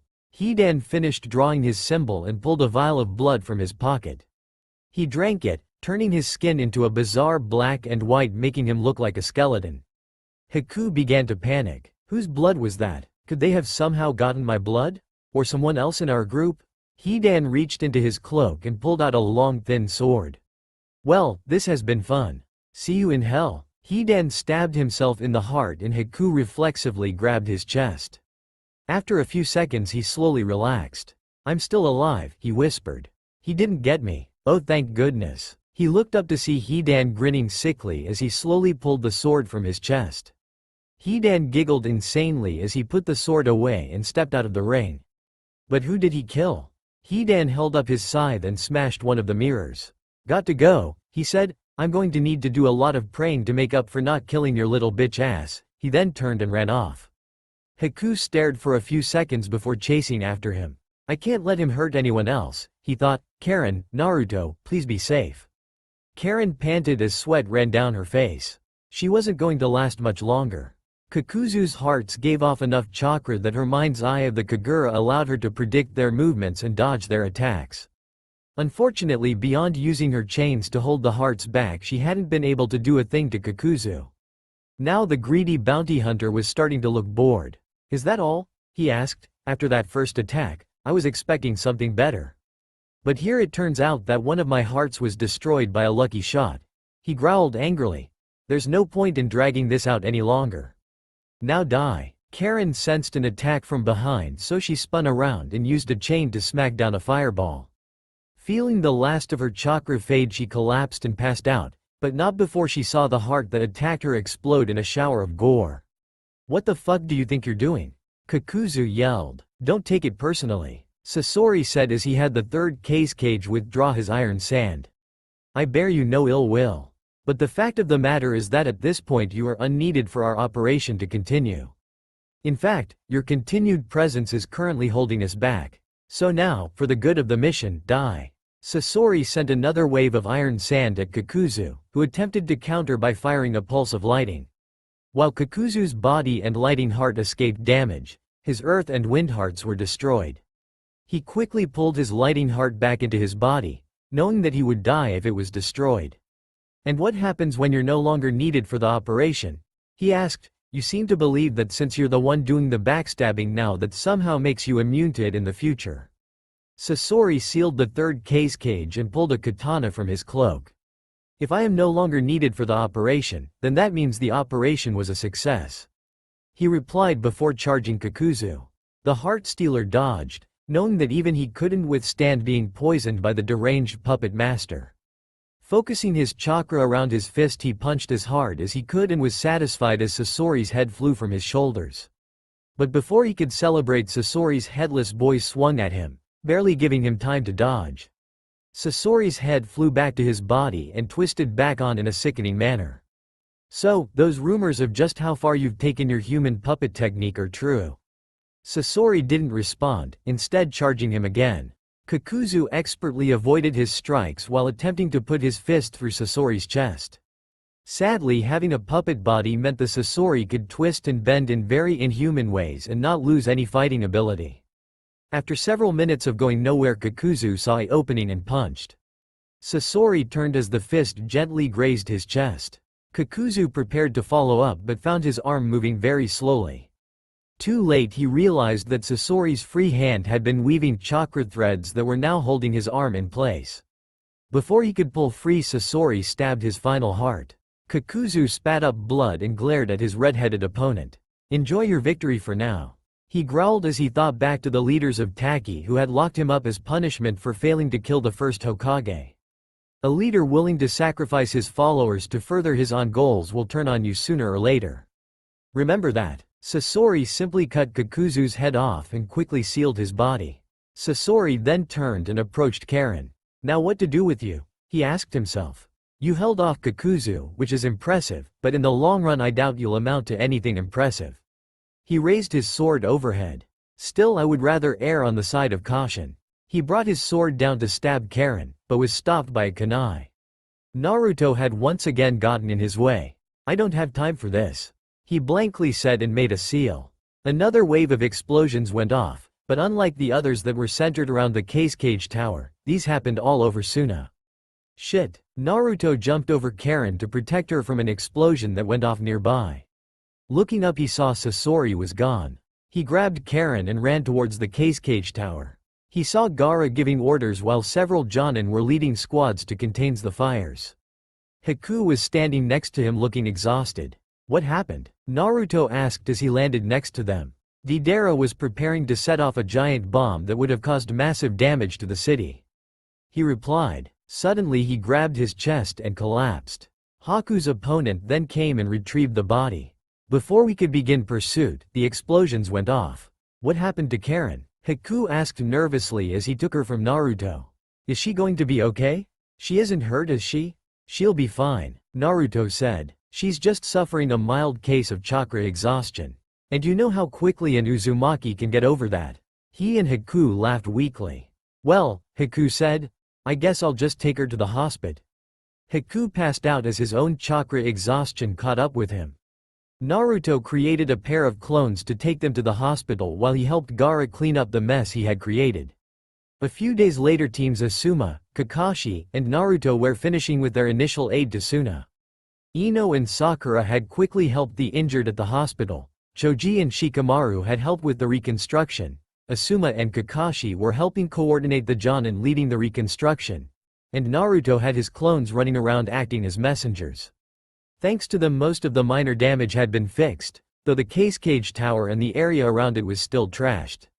Currently, Naruto was helping Ino and Sakura at the hospital. The explosions were the cause of most of the injuries, Ino said, looking over the charts they had. According to witnesses, these Zetsu guys weren't putting up much of a fight, when suddenly out of nowhere they exploded. Have you ever seen them do something like this? Naruto shook his head. No, I've never seen a Zetsu explode. He said, I've seen them merge together into large monsters, but I've never seen them fuse with explosives like that. I really hope they don't start doing that regularly. Sakura tried to be optimistic and gave Naruto a smile. Well, if they do, we'll just have to find a way to stop them. Naruto smiled and nodded, not having the heart to let her know just how bad the situation was going to get. Not yet, at least. Now the only person left to check is Haku. Karen said she was going to get the healing started, and I'm curious to see how well it worked. Sakura walked away and Naruto was about to go see if Kakashi needed anything else when what Sakura said caught up to him. Oh, shit, Naruto said. A loud scream filled the air. Ino and Naruto quickly ran down the hall to find Sakura sailing in a doorway with her eyes bugging out of her head. Sakura? Remember when I said Karen's chakra had healing properties? She nodded slowly. Well, her chakra only heals when it's sucked out of her. That's why she wanted to learn regular healing. She doesn't want someone who isn't her boyfriend biting her. Ino and Sakura blushed at the implications. Meanwhile, in the land of rice fields, the citizens of the new Otogakure were going about their business. Right now it was just a large town, but once all the construction on the outskirts was finished, it would be a small city, comparable to other shinobi villages. In the central tower, Sasori is giving a mission report to 4 people. The explosive Zetsu did not cause as much damage as we were hoping. A woman in white, matching the description of the Kaguya woman we were told to look out for, drained most of them of their chakra. A growl came from the corner. But we were successful in removing Deidara and Kakuzu. Excellent, the man behind the desk said. We can begin making preparations to move to phase 2. Sasori gave a bow and turned to walk away. And Sasori, please tell Hidan that if he can put off praying long enough to walk back here, he can put off praying long enough to give his own report. Sasori nodded and left. So what do you think? He asked a figure in the corner. I observed for as long as I could without being detected. Zetsu said. I have not yet managed to learn how Uzumaki is controlling Mother. Or how he turned her against us, her loyal servants. The leader nodded. Very well. Continue to observe her as frequently as possible. If we can recruit her to our side, it will make things much easier. Zetsu nodded and sank into the floor. The remaining 2 people stepped in front of the desk. What are your thoughts? The tall orange-haired boy spoke up first. Having Kaguya on our side would be in our best interests, he said calmly. But based on Zetsu's observations, we cannot hope for her to help us. I think ensuring that phase 2 goes off without any hitches is the best course of action at this point. The leader nodded and looked at the pinkhead next to Jugo. The fuck you expect me to say? She snapped. You're the fucking leader of this shithole. I'm just here to fuck up that pineapple-headed shitstain and his weasel fucking cum dumpster whore. How's that for a fucking plan? The boy frowned. To Yuya, show some respect, he said. You are not vital to this plan. You can very easily be replaced by any number of auto nen. She scowled. Fuck off, Jugo. I'll talk however I fucking want to whoever I fucking want. You fucking got that? Jugo felt his temper being to act up, but a spike of killing intent made both of them focus back on the leader. That's enough. Both of you, he said, now leave. I have some documents that need to be finalized. They bowed and left, Tayuya a bit slower due to her noticeable limp. He turned and stared out the window at his growing city. Just you wait, Itachi. You, Konoha, and everyone else who ever disrespected the Uchiha clan will pay for your treachery. Sasuke said as his purple-ringed eyes pulsed with rage. Just what in the hell do you think you're doing? Tsunade yelled as she paced behind her desk. In front of her were teams Asuma, Kakashi, and Naruto. Team Naruto was taking most of the anger. Just because you went on a 3-year trip doesn't mean you can just go running up to other villages whenever you feel like it. And how did you even know that Suna was under attack in the first place? And who attacked it? Well, Naruto began. I knew it was under attack because Shukaku told me. Over my trip I learned how to communicate with, and access the chakra of, all the Biju. As for who attacked, those were the former Akatsuki members who left when the leaders abandoned their whole, take over the world scheme. Some of the other Biju warned me that something like this could potentially happen. I just didn't think it would be so soon. Very well, Tsunade said, already feeling another headache coming on. So who is this new group? Who are their members? What is their plan? And why would some of the Biju be aware of them? As far as I know, this new group doesn't have a name. Naruto said, I can answer your other questions, but I don't like repeating myself, so could I tell you in a few days when everyone gets here? Tsunade narrowed her eyes. Naruto, what do you mean by everyone? She said slowly. Naruto nervously scratched the back of his head. I mean, I invited the leaders of Kiri, Suna, and Aim here, and they'll be arriving in the next few days. Naruto took a step back at the glare Tsunade shot him. Are you insane? She cried. You can't just invite a bunch of foreign leaders to just waltz on in here. Do you have any idea what kind of message that will send other countries? They might think that we're preparing for something big. Lady Tsunade, Naruto said so sternly that her triad ended. Before it could regain steam, Naruto continued. In case it escaped your notice, one of our closest allies has a smoldering crater in the middle of their village. Put there by a gang of S-class missing nin. It seems to me that somebody is already trying to send a message. I have a lot of info that I've been ignoring because I had no proof it was true and I didn't want to cause any problems. Now because of that there are dozens of people in Suna's hospital receiving from being blown up. We need to prepare for something big because something big is already starting, and one way or another I'm going to do my best to help the people close to me. I can do it with your permission or without it. What's it going to be? Everyone watched nervously as Naruto and Tsunade stared at each other. Finally, after what seemed like an eternity, Tsunade sighed and pulled a bottle of sake from her desk. You are so lucky that I like you, brat. She growled. Fine. For now I'll trust your judgment. But I'm warning you. If this goes badly, you will be the one cleaning up your mess. Naruto grinned and gave Aura a thumbs up as she poured herself a drink. Now there is one thing you need to answer for. How exactly is Kaguya Otsutsuki here, and why are you just letting her wander around completely unsupervised? Isn't this the same woman that nearly wiped out humanity? Naruto tilted his head in confusion.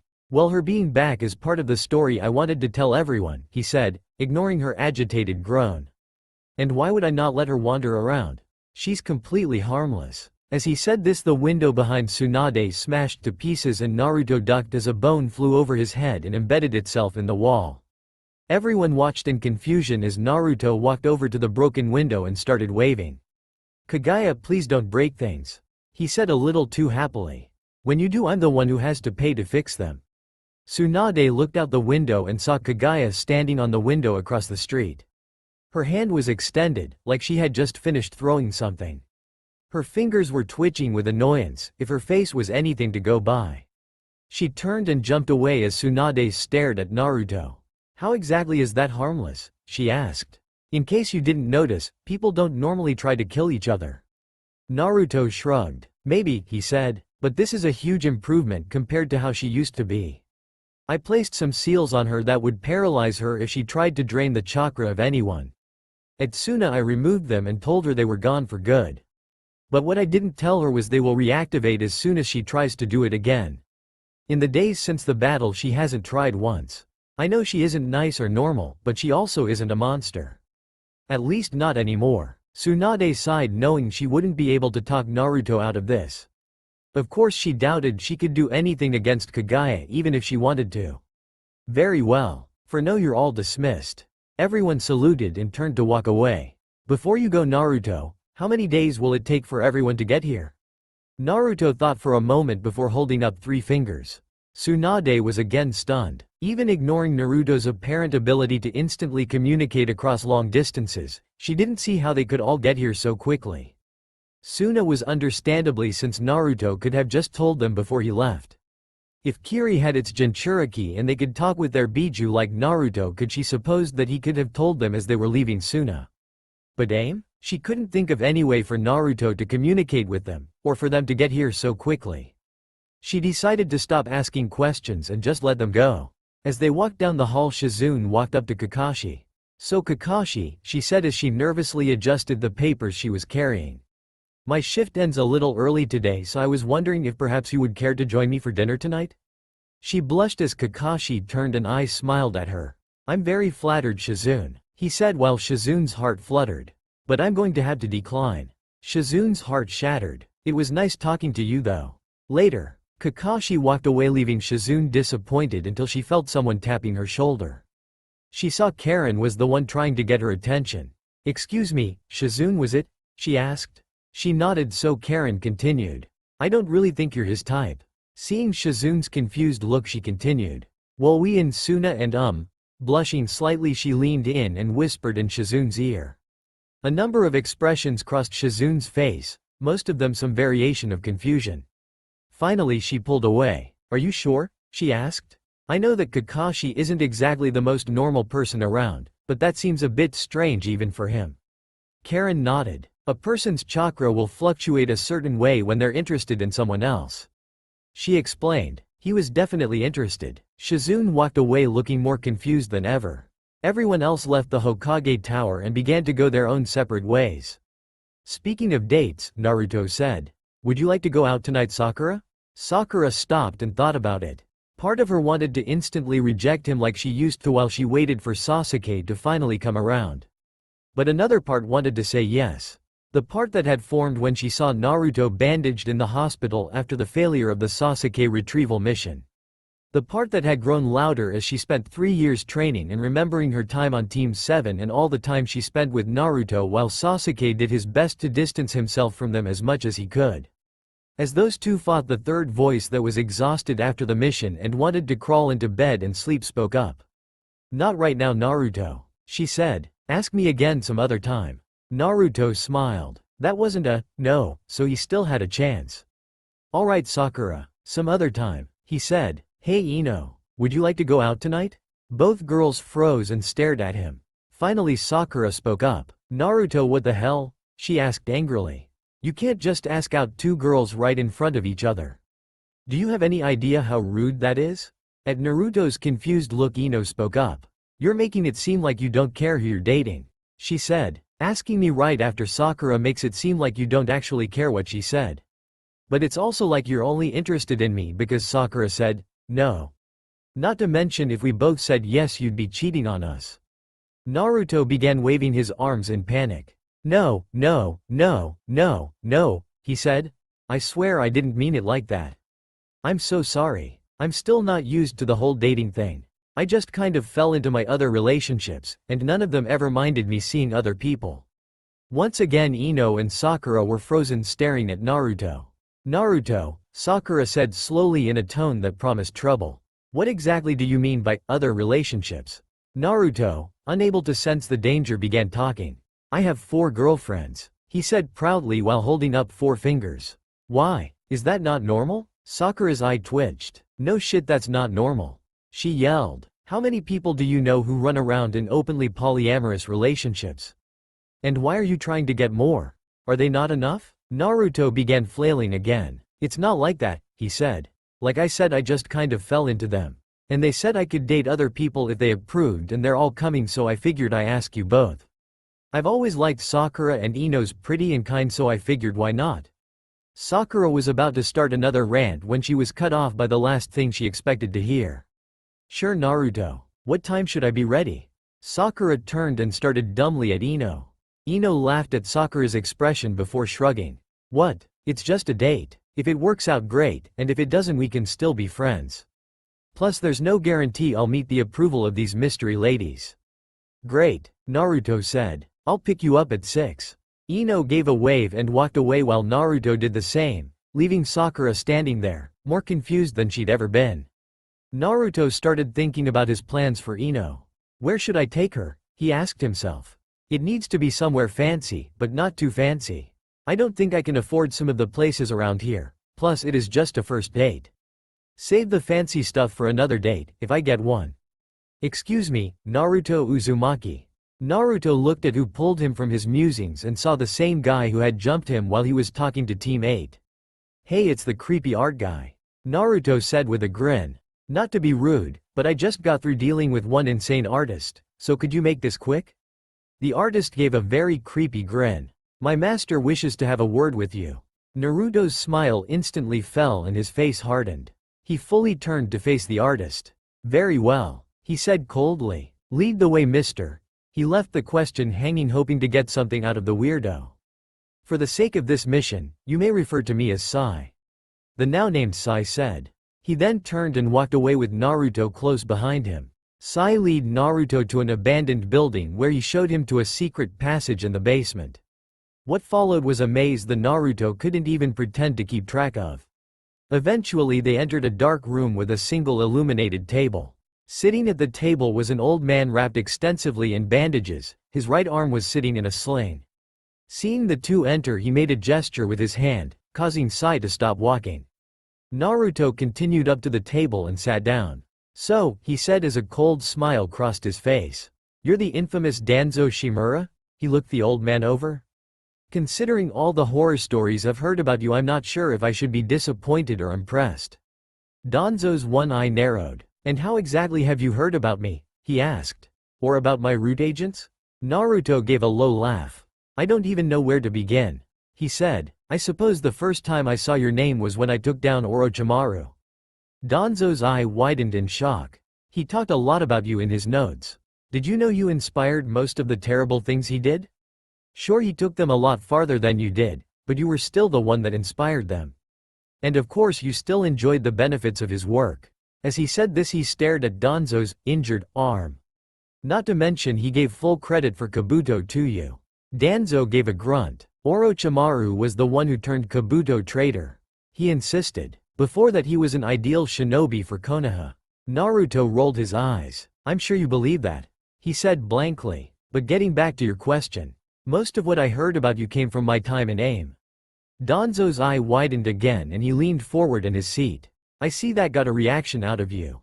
Yes, Akatsuki's descent from a band of rebels to an international terrorist cell is your fault.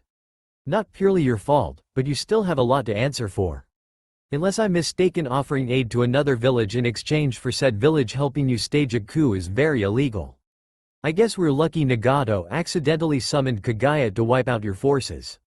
Indeed, Danzo said as he subtly activated the stolen Sharingan in his right eye. Why don't you tell me more about this Kagaya woman? To Danzo's confusion, Naruto shook his head. No thanks, he said, she isn't really relevant to this conversation. Instead, let's talk about what a hypocrite you are, trying to stage a coup after exterminating the Uchiha for doing the same thing.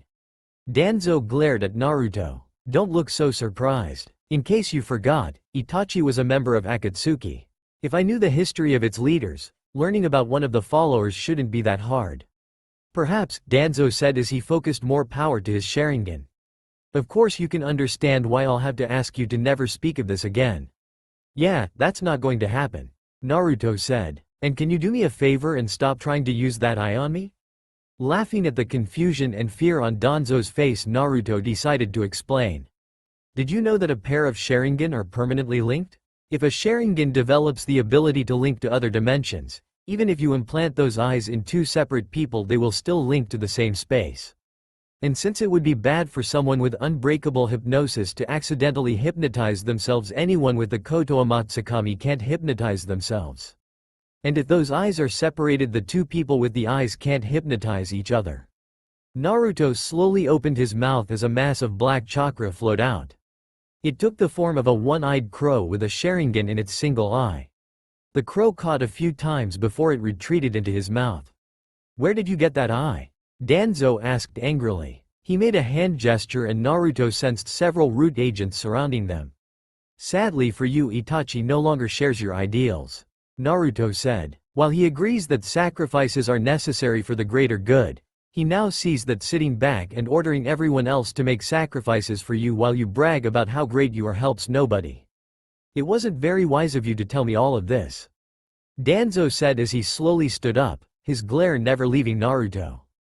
It doesn't matter, Naruto said with an actual grin. In a few days all those hornets' nests you poked are going to explode and there's nothing you can do to stop it. Now if you'll excuse me, I have other stuff to do. Naruto stood and turned to walk away but found several root agents blocking his way. You aren't going anywhere, Danzo said. You will remain here until all the problems you have created for Konoha are taken care of. I hate to break it to you, but you are not Konoha. Naruto said. You are a self-centered asshole who believes he can get away with anything by constantly spewing the phrase, greater good. Even though the greatest good you've ever done has been purely for yourself. And I really can't stick around any longer. I have a date tonight. Naruto then took a deep breath as he channeled chakra to his throat. Stop him, Danzo yelled, but before they could move the root agents were all blown away by the cloud of steam Naruto exhaled. The steam cleared revealing Naruto was gone.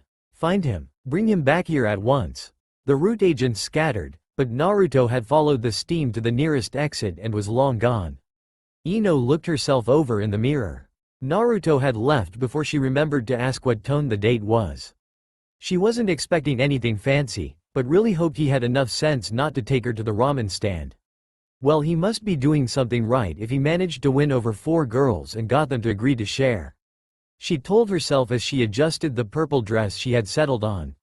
She hadn't done anything with her hair, and the only makeup she used was a bit of lipstick, enough to be without drawing attention.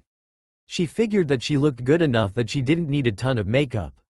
Well, here goes nothing, she said as she left her room and walked downstairs. At exactly 6 there was a knock on the door.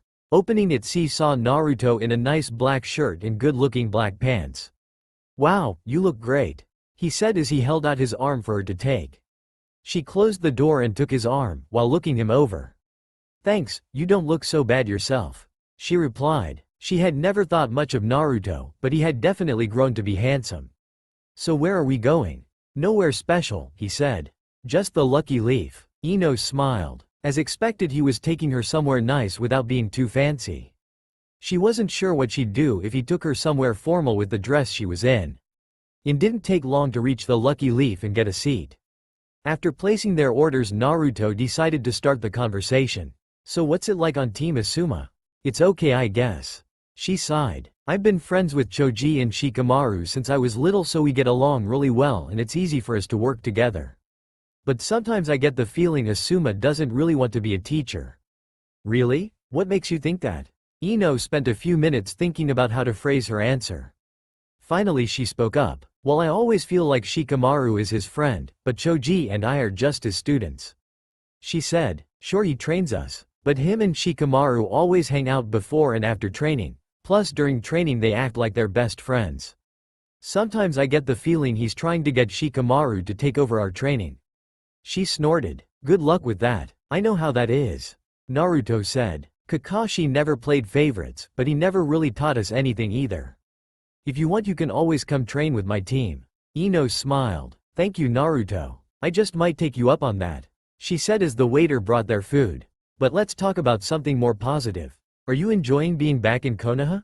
Naruto shrugged. I guess so. It's great to be home, but most of my time back has been spent being interrogated by Tsunade. The blonde pair laughed at that. And I've barely even had any time to clean my apartment. Plus I forgot to ask anyone to take care of my plants, so they all died. Now I have to start my garden all over. Ino instantly perked up. You like gardening? She asked, surprised. When Naruto nodded, she quickly latched onto the shared interest. How come I've never seen you in my family's shop? We're the best flower shop in the village. That's part of the problem, he said. When you're the best, you tend to charge a little extra. I could never afford anything from there. Hey, our shop isn't that expensive, she said with a blush.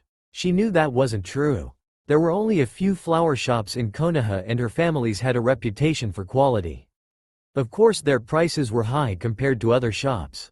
Deciding to move on, she asked Naruto what kind of plants he grow, to see if she could help get him started.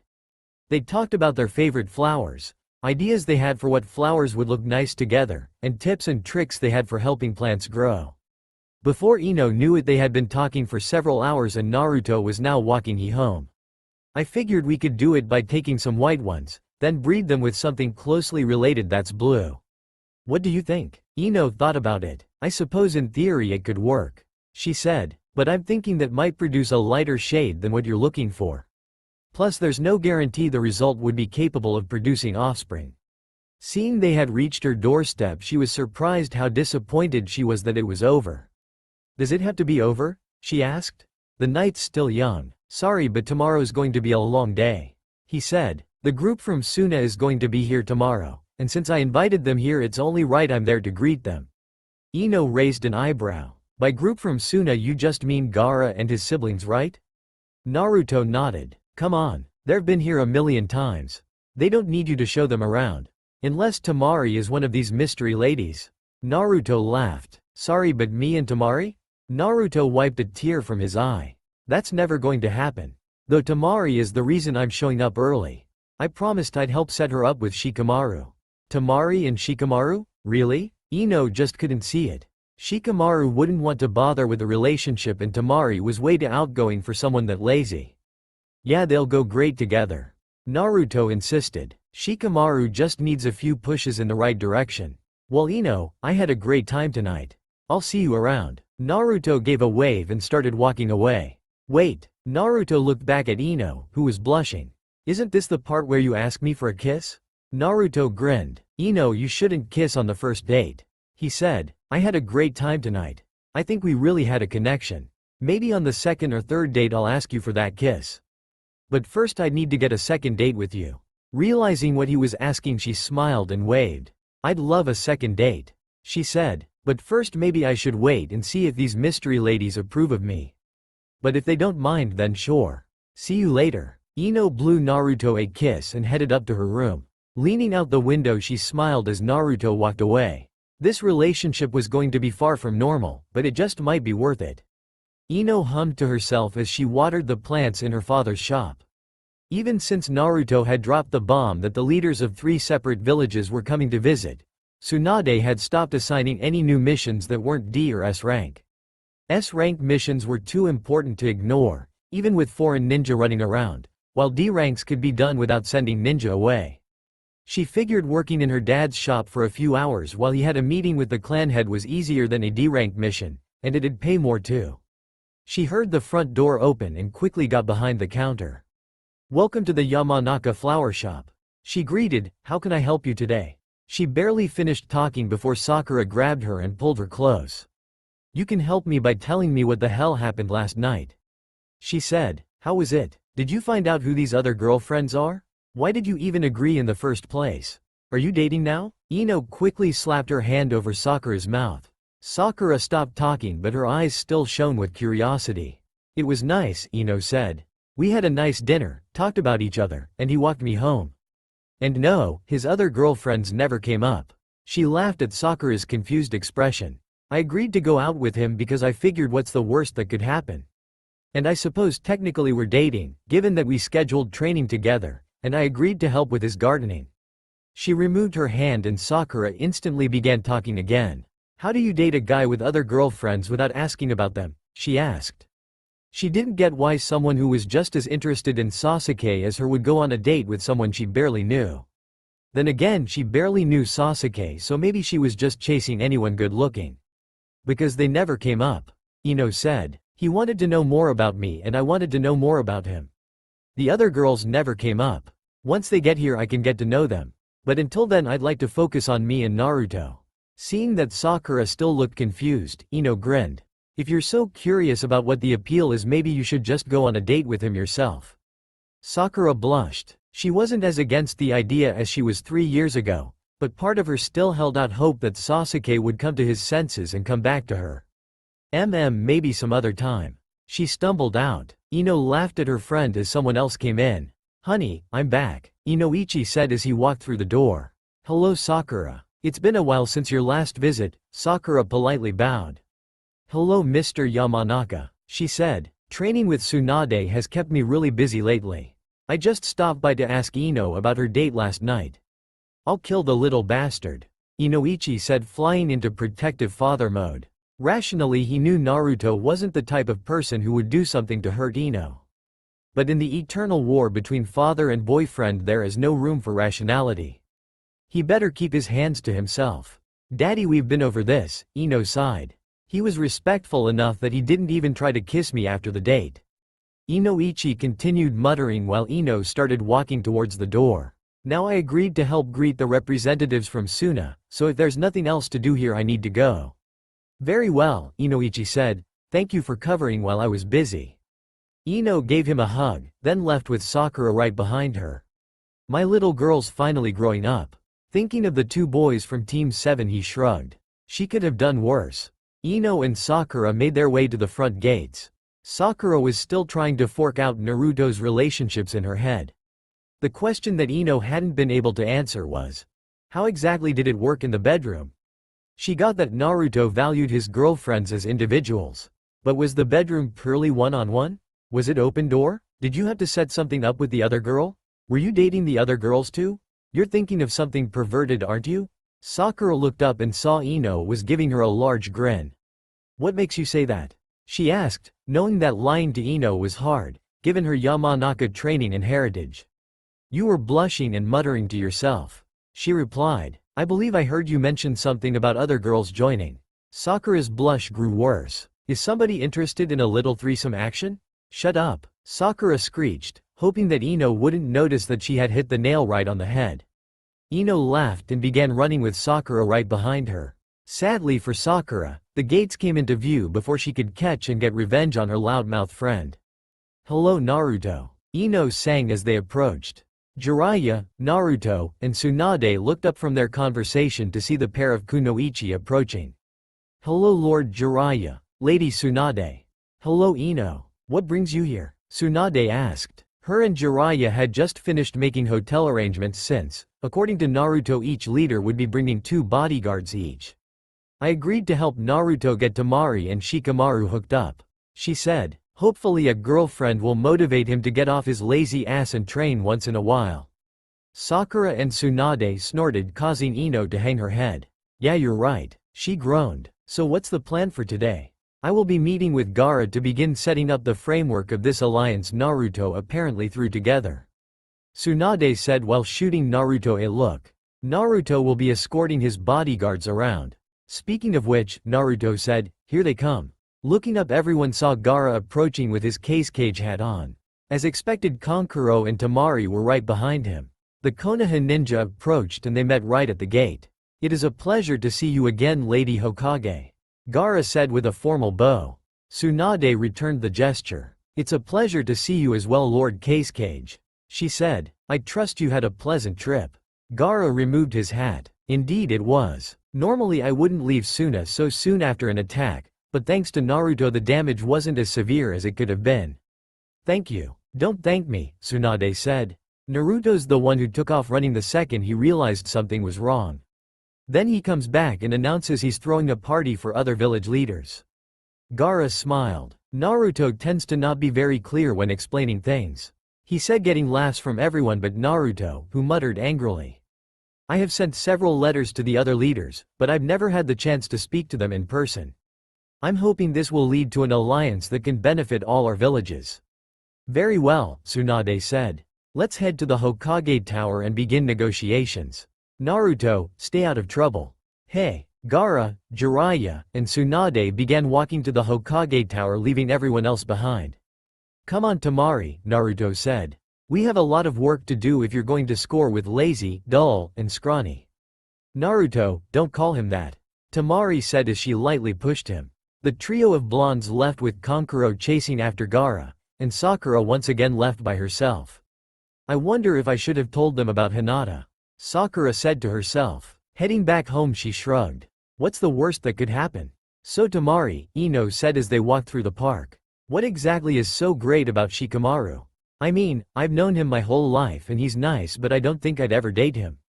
Probably for the same reason I won't date Naruto, Temari replied. I see all the great things about him, but he's like a brother to me, and I'm not interested in sleeping with my brother. I guess, Ino said, but even if I wasn't that close to him he's just so boring. Naruto burst out laughing while Temari glared at Ino. I can't help it if I like the guy. She said, you don't seem to mind splitting Naruto with 4 other girls. Rather than get embarrassed, Ino grinned confidently. What can I say, he's just that amazing. Are you sure you don't want to date your not really brother? Temari cringed. Look, she said, if someone wants to date a family member, they can go right ahead and do it. If you're close enough to someone that they're like a family member, then they're like a family member. But don't say someone's like a family member and then date them. Because then you're just going out of your way to be weird. As interesting as this is, Naruto said, I've located the target. He pointed to a nearby hill where Shikamaru was staring up at the clouds. Okay, here's the plan. Ino and Temari leaned in, interested to hear what Naruto had thought up. Temari, go tell Shikamaru he's taking you out and when to pick you up and where to take you. The girls stared at him. That's your plan? Ino asked. Just go tell him that they're dating? Naruto nodded and grinned at them. Well, I couldn't outsmart Shikamaru. He said, so I figured just tell him he has to do it. He'll agree because arguing will take more effort than just doing what you say. The girls couldn't think of any way to argue with that. Alright, let's do this. Temari said as she confidently walked over to Shikamaru. Naruto and Ino watched as Temari stood over Shikamaru and started talking. Shikamaru sat up and seemed to start panicking as the conversation continued. Finally he fell backwards in defeat as Temari turned and walked back to them with a big smile on her face. Well, that was easy. So what are you going to wear? Ino asked. Seeing Temari's confusion, Ino's jaw dropped. Oh my god, you've never been on a date before, have you?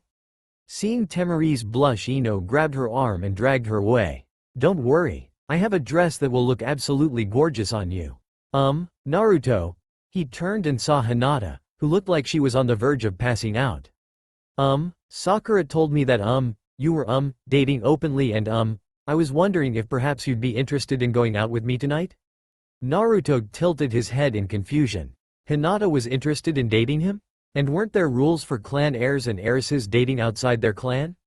Wouldn't she need to give up being heiress to date him? How was she supposed to unite the main and branch families if she gave up being clan head? But there was one other problem that was a bit more pressing. Are you sure? He asked.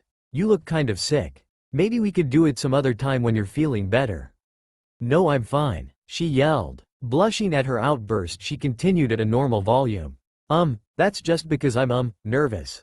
I'll be much better tonight. So what time should I expect you? How about 6? He asked, ignoring the fact that she had basically invited herself.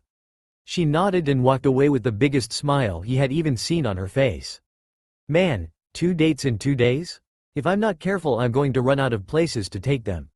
With that he left to plan his date. Naruto sat across from Hinata trying to think of what to say. He had decided to repeat his date with Ino since that had gone so well. He probably should have told Hinata, since she was now a bit overdressed. But it was too late for that. Might as well enjoy it. So Hinata, what kind of training has your team done while I was gone? He asked, figuring that training was one thing they were guaranteed to have in common. Nothing special, I guess, she said. True to her word, she was now much calmer than she had been earlier. Kurenai showed us some genjutsu. Nothing too powerful, just enough to distract the opponent so we can move in and hit them with our taijutsu. Wow, really? Naruto asked. Kiba doesn't really seem like the genjutsu type to me. Or do you cast the genjutsu and Kiba goes in for the attack? Hinata frowned. We never really discussed how to use them as a team. She said, Kiba wasn't that interested in learning them, and Shino learned them, but he prefers to use his clan jutsu. Now it was Naruto's turn to frown. Not to be rude, but it doesn't really sound like she's taught your teammates all that much. Hinata scowled at him. You're not exactly one to talk, you know. She said, I seem to remember Kakashi ditched you for a month during the Chunin exams. Yeah, and that was the first and only time he did it, plus it was only for a month while I was a genin. Naruto said, ignoring the fact he still was a genin. It sounds like Kurenai has been focusing on you repeatedly for the past 3 years. Plus you're Chunin. Shouldn't you be learning something a little more advanced than some basic genjutsu? Genjutsu is Kurenai's specialty, Hinata said, quickly coming to her teacher's defense. Besides, Kurenai has always done her best to teach us. I'm not trying to say anything bad about Kurenai. He said, I'm just saying if you aren't learning that much under your teacher's best, you might want to consider getting a new teacher. Hinata could see Naruto's point, though she still didn't like him talking bad about the woman she thought of as a mother. So Naruto, she said, trying to lighten the mood. What did you learn over the past 3 years? Naruto tried to think of something he could tell her that wouldn't reveal things he didn't want revealed yet and lighten the mood. One very important thing I learned is, no matter how much they claim to know about ninja, never get advice from a civilian. Seeing Hinata's confusion, he grinned. I met this guy, who insisted that he'd read enough about ninja that he could give me some great advice. He kept insisting that I was going to be an amazing ninja based on my unique skills. Like how my henge is an actual transformation instead of an illusion. Hinata tilted her head in confusion. But, the henge already is an actual transformation, not an illusion. She said, were civilians really that clueless about ninja? I tried telling him that, but he wouldn't listen. He said between my henge being real and my inability to create a basic bushin, I would never specialize in genjutsu. Did he think that because bushin aren't solid they're illusions?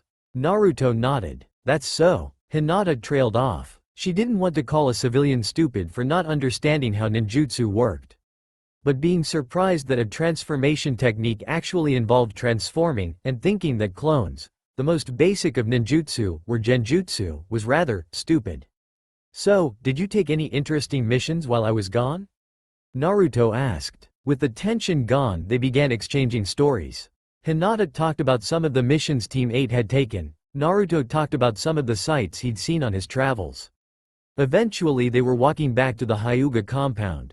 Tonight was pretty fun. Yes, it was just as wonderful as I always dreamed it would be. Hinata sighed happily. Naruto raised an eyebrow. Hinata made it sound like she had been planning this for a long time. Well, whatever. Well, Hinata, I suppose this is the end of our date. She pouted. I really enjoyed our time together. I hope we can do it again sometime. He turned and began to walk away. Wait, Hinata yelled. Naruto stopped and looked at her. This is the part where you're supposed to kiss me. Naruto smiled at her. I'll tell you the same thing I told Ino. We don't know each other well enough yet. Ask me again on our second or third date. Naruto was about to walk away when Hinata stopped him again. But I'm not like Ino. Naruto looked back at Hinata with a raised eyebrow. You don't need to prove yourself to me. Back in the academy when everyone else thought you were an idiotic loser, I noticed you. There was never a moment when I doubted that you would become Hokage. No matter how bad things got, you never gave up. You've always inspired me. You make me believe that I can be a better person and accomplish my own dreams. I love you, Naruto. She stepped forward, preparing to kiss Naruto. To her confusion, Naruto took a step back. Hinata, you couldn't possibly be in love with me. Hinata was fairly certain she heard the sound of her heart shattering into a million pieces. Before tonight, our longest conversation was just before the Chunin exams. Before that we almost never spoke to one another. You don't know me well enough to love me. But I do know you. She desperately said. I watched you. Whenever somebody said you couldn't do something, you trained yourself as hard as you could. And I watched and wished that I could be as brave and strong as you, so together we could help each other accomplish both our dreams. Hinata, that's not love, Naruto said. That's you using me as an emotional crutch. Hinata gasped. You're a lot stronger than you give yourself credit for. Just have a little more confidence in yourself and there's nothing you can't do. And I'll be right next to you the whole time, as a friend. So what? She asked as she glared at him. You're saying that if I was braver I wouldn't even want to be with you? That you'd just be an acquaintance and nothing more? Yes, that's exactly what I'm saying, he replied. And I can prove it to you. Come on please? Naruto said as he crawled on his knees next to Tsunade. You don't have to make her your next apprentice or anything. Just give her a little extra training so she'll be confident enough to stand on her own. Naruto, we've been over this. Tsunade said as Naruto stood up. If I'm going to make this alliance you've set up work, it's going to take a lot of my time. I won't have time to train Sakura and Hinata. Tsunade, you and I both know that Sakura has essentially finished her training under you. Naruto said. Anything you haven't taught her at this point, she's either learned it from Shizune, or she taught herself in her free time. Come on, I turned you 30 again. The least you could do is help my friend out. Tsunade sighed and rubbed her forehead. She knew that Naruto was right, both about Sakura and about her owing him. She was just lucky he was asking her for something so mundane. Fine, she said. I'll work out a training schedule with her later. Now who exactly are we going to meet this morning? Thank you so much, Naruto said, pulling her into a hug. I promise you won't regret this. Tsunade smiled and returned the hug before they resumed walking to the gates. And today the representatives from AIM should be showing up. Tsunade noticed that Naruto seemed slightly nervous. I really hope you know what you're doing, she said to herself. The last experience she had with AIM involved her team barely managing to escape with their lives from Hanzo near the end of the Second Shinobi World War. She vaguely remembered something about Jiraiya leaving to train some orphans, but shortly after that she had learned of Dan's death and had stopped caring about anything. Relax, Naruto said as they finally reached the gates. Everything will be fine. I just need you to trust me like you always have. I do trust you, Naruto, she said as Jiraiya walked up. It's the bunch of people from AIM I don't know that have me worried. Historically, AIM didn't have the best relationship with Konoha or any other hidden village. Speaking of, Jiraiya said as he stared down the road leading to Konoha. Any idea when out guests are going to get here? Naruto put a finger on his chin and thought. They should be here really soon, he said. I don't think it takes that long to fly here. Jiraiya and Tsunade shared a look. What exactly do you mean by fly? She asked, hoping this wouldn't turn into another wait-and-see situation. Before Naruto could respond, a loud shriek caused everyone to look up. Flying towards them was, without a doubt, the ugliest bird any of them had ever seen. It had 3 wings and 3 legs, causing its flight to be shaky. Its oversized beak resembled a huge drill more than anything else. The huge creature landed just outside of Konoha's gates. That's what I meant by fly, Naruto said as a trio of cloaked figures climbed off the bird's back. Spotting the familiar red cloud pattern, Tsunade turned to Naruto. I thought you said Akatsuki didn't exist anymore, she said. Why are they here? Naruto nervously scratched his cheek. Technically they aren't Akatsuki, he said. Akatsuki started out as a rebel group trying to overthrow Hanzo. Then some horrible stuff happened that I promised I would help them fix, and they became a terrorist organization. Then I met them and we managed to talk things out. There aren't a terrorist organization anymore, but since they rule AIM now, they aren't exactly a rebel group. So they aren't really Akatsuki, but the red cloud symbol means a lot to them, so they kept it. Suddenly one of the cloaked figures turned away from the giant bird and began charging them. Tsunade was prepared for a fight but stopped when the figure began waving. Master Jiraiya, a female voice happily sang out. Tsunade saw Jiraiya freeze, an expression of shock and confusion on his face. No, he whispered to himself. It can't be. The figure jumped at Jiraiya and tackled him into a hug. As she did, her hood fell down, revealing a young woman with blue hair and pale skin. She had a pierced lip and eyeshadow that matched her hair. It's so good to see you again, she said happily. She opened her eyes, revealing them to be a steely gray. She let go of Jiraiya, who stepped back in confusion. Conan, how are you here? I thought you were dead. Conan turned and looked at Naruto. They stared at each other for a few seconds before a look of realization crossed his face. Oh crap, I forgot. He turned to his teacher. Conan and Nagato say, hello. Jiraiya face-palmed while Conan giggled as she approached Naruto. You know it's a good thing you're cute because you'd never get by with just your brain. Naruto pouted and pulled her into a hug. Hey, that's not fair, he said. I've been working on getting smarter. I hate for my stupidity to accidentally get you hurt. Conan laughed again before leaning forward and pulling him into a deep kiss. She pulled back and stared into his eyes. I missed you, she said before pulling him into another kiss. Jiraiya and Tsunade's jaws hit the ground as Naruto pulled back and kissed her cheek. I missed you too, he said while continuing to plant kisses on her cheek. Jiraiya was torn between happiness that Conan was still alive, confusion as to how she knew Naruto, and pride at Naruto for finally opening his eyes to the amazing beauty that is women. Before he could dwell on this, another familiar, but much less welcome voice spoke up. It's been a while, Jiraiya. The Toad Sage quickly assumed a fighting stance while turning and coming face to face with a pair of glowing red eyes. From your reaction, I take it Lady Tsunade has ignored Naruto's request that the truth behind the Uchiha massacre be revealed. Jiraiya raised an eyebrow. He thought Naruto wanted Itachi's final mission declassified. What did that have to do with the Uchiha massacre? Itachi Uchiha, Tsunade said in a voice that promised pain. Maybe you should consider the fact that discussing S-rank secrets in public is a crime punishable by death. Lady Tsunade, he said with a polite bow. I apologize, but one way or another, the truth will be revealed. Whether you choose to reveal it, or me and Naruto have to tell everyone ourselves. Either way, you can't stop it. Jiraiya looked back and forth between the two. Just what was happening? Oh really? Tsunade asked. And even if you did that, just what makes you think you'd be accepted back here? Simple, he replied. I will aid the leader of AIM in taking down the traitor Danzo Shimura. Once his crimes are exposed, the general public will be far more accepting of me. Seeing an opportunity to learn more, Jiraiya spoke up. Just who is the leader of AIM? He asked. And why would he have such a problem with Danzo? Itachi gave a smile that reminded Jiraiya a little too much of Naruto. She is right over there, he said, pointed to the third figure who had just dispelled the bird summons that they had rode here. Jiraiya was rather surprised. The girl looked to be about Naruto's age, with flaming orange hair and too many piercings in her face. As she approached, she met Jiraiya's eye, causing him to freeze. A pair of very familiar purple ringed eyes stared at him. It's very good to see you again, Master Jiraiya, the girl said. Jiraiya stared blankly. He had seen and heard a lot of crazy things since Naruto came back, but there was no way he was actually seeing what he thought was in front of him. Nagato? Is that you? The girl blushed and looked away. What the hell? How did this happen? She turned and glared at Naruto, who was no longer kissing Konan, but was still holding her closely as they talked.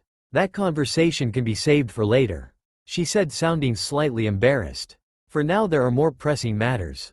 Where is Danzo Shimura? Look, Nagato. Whatever happened, I'm sure he was cut off by her grabbing him and, with a strength her small frame shouldn't have possessed, pulled him face to face with her. He stared into her eyes. They were the coldest, cruelest, most hate-filled eyes he'd ever seen. Where is Danzo Shimura? That's all for my now. If you enjoy, then please like, share and do comments.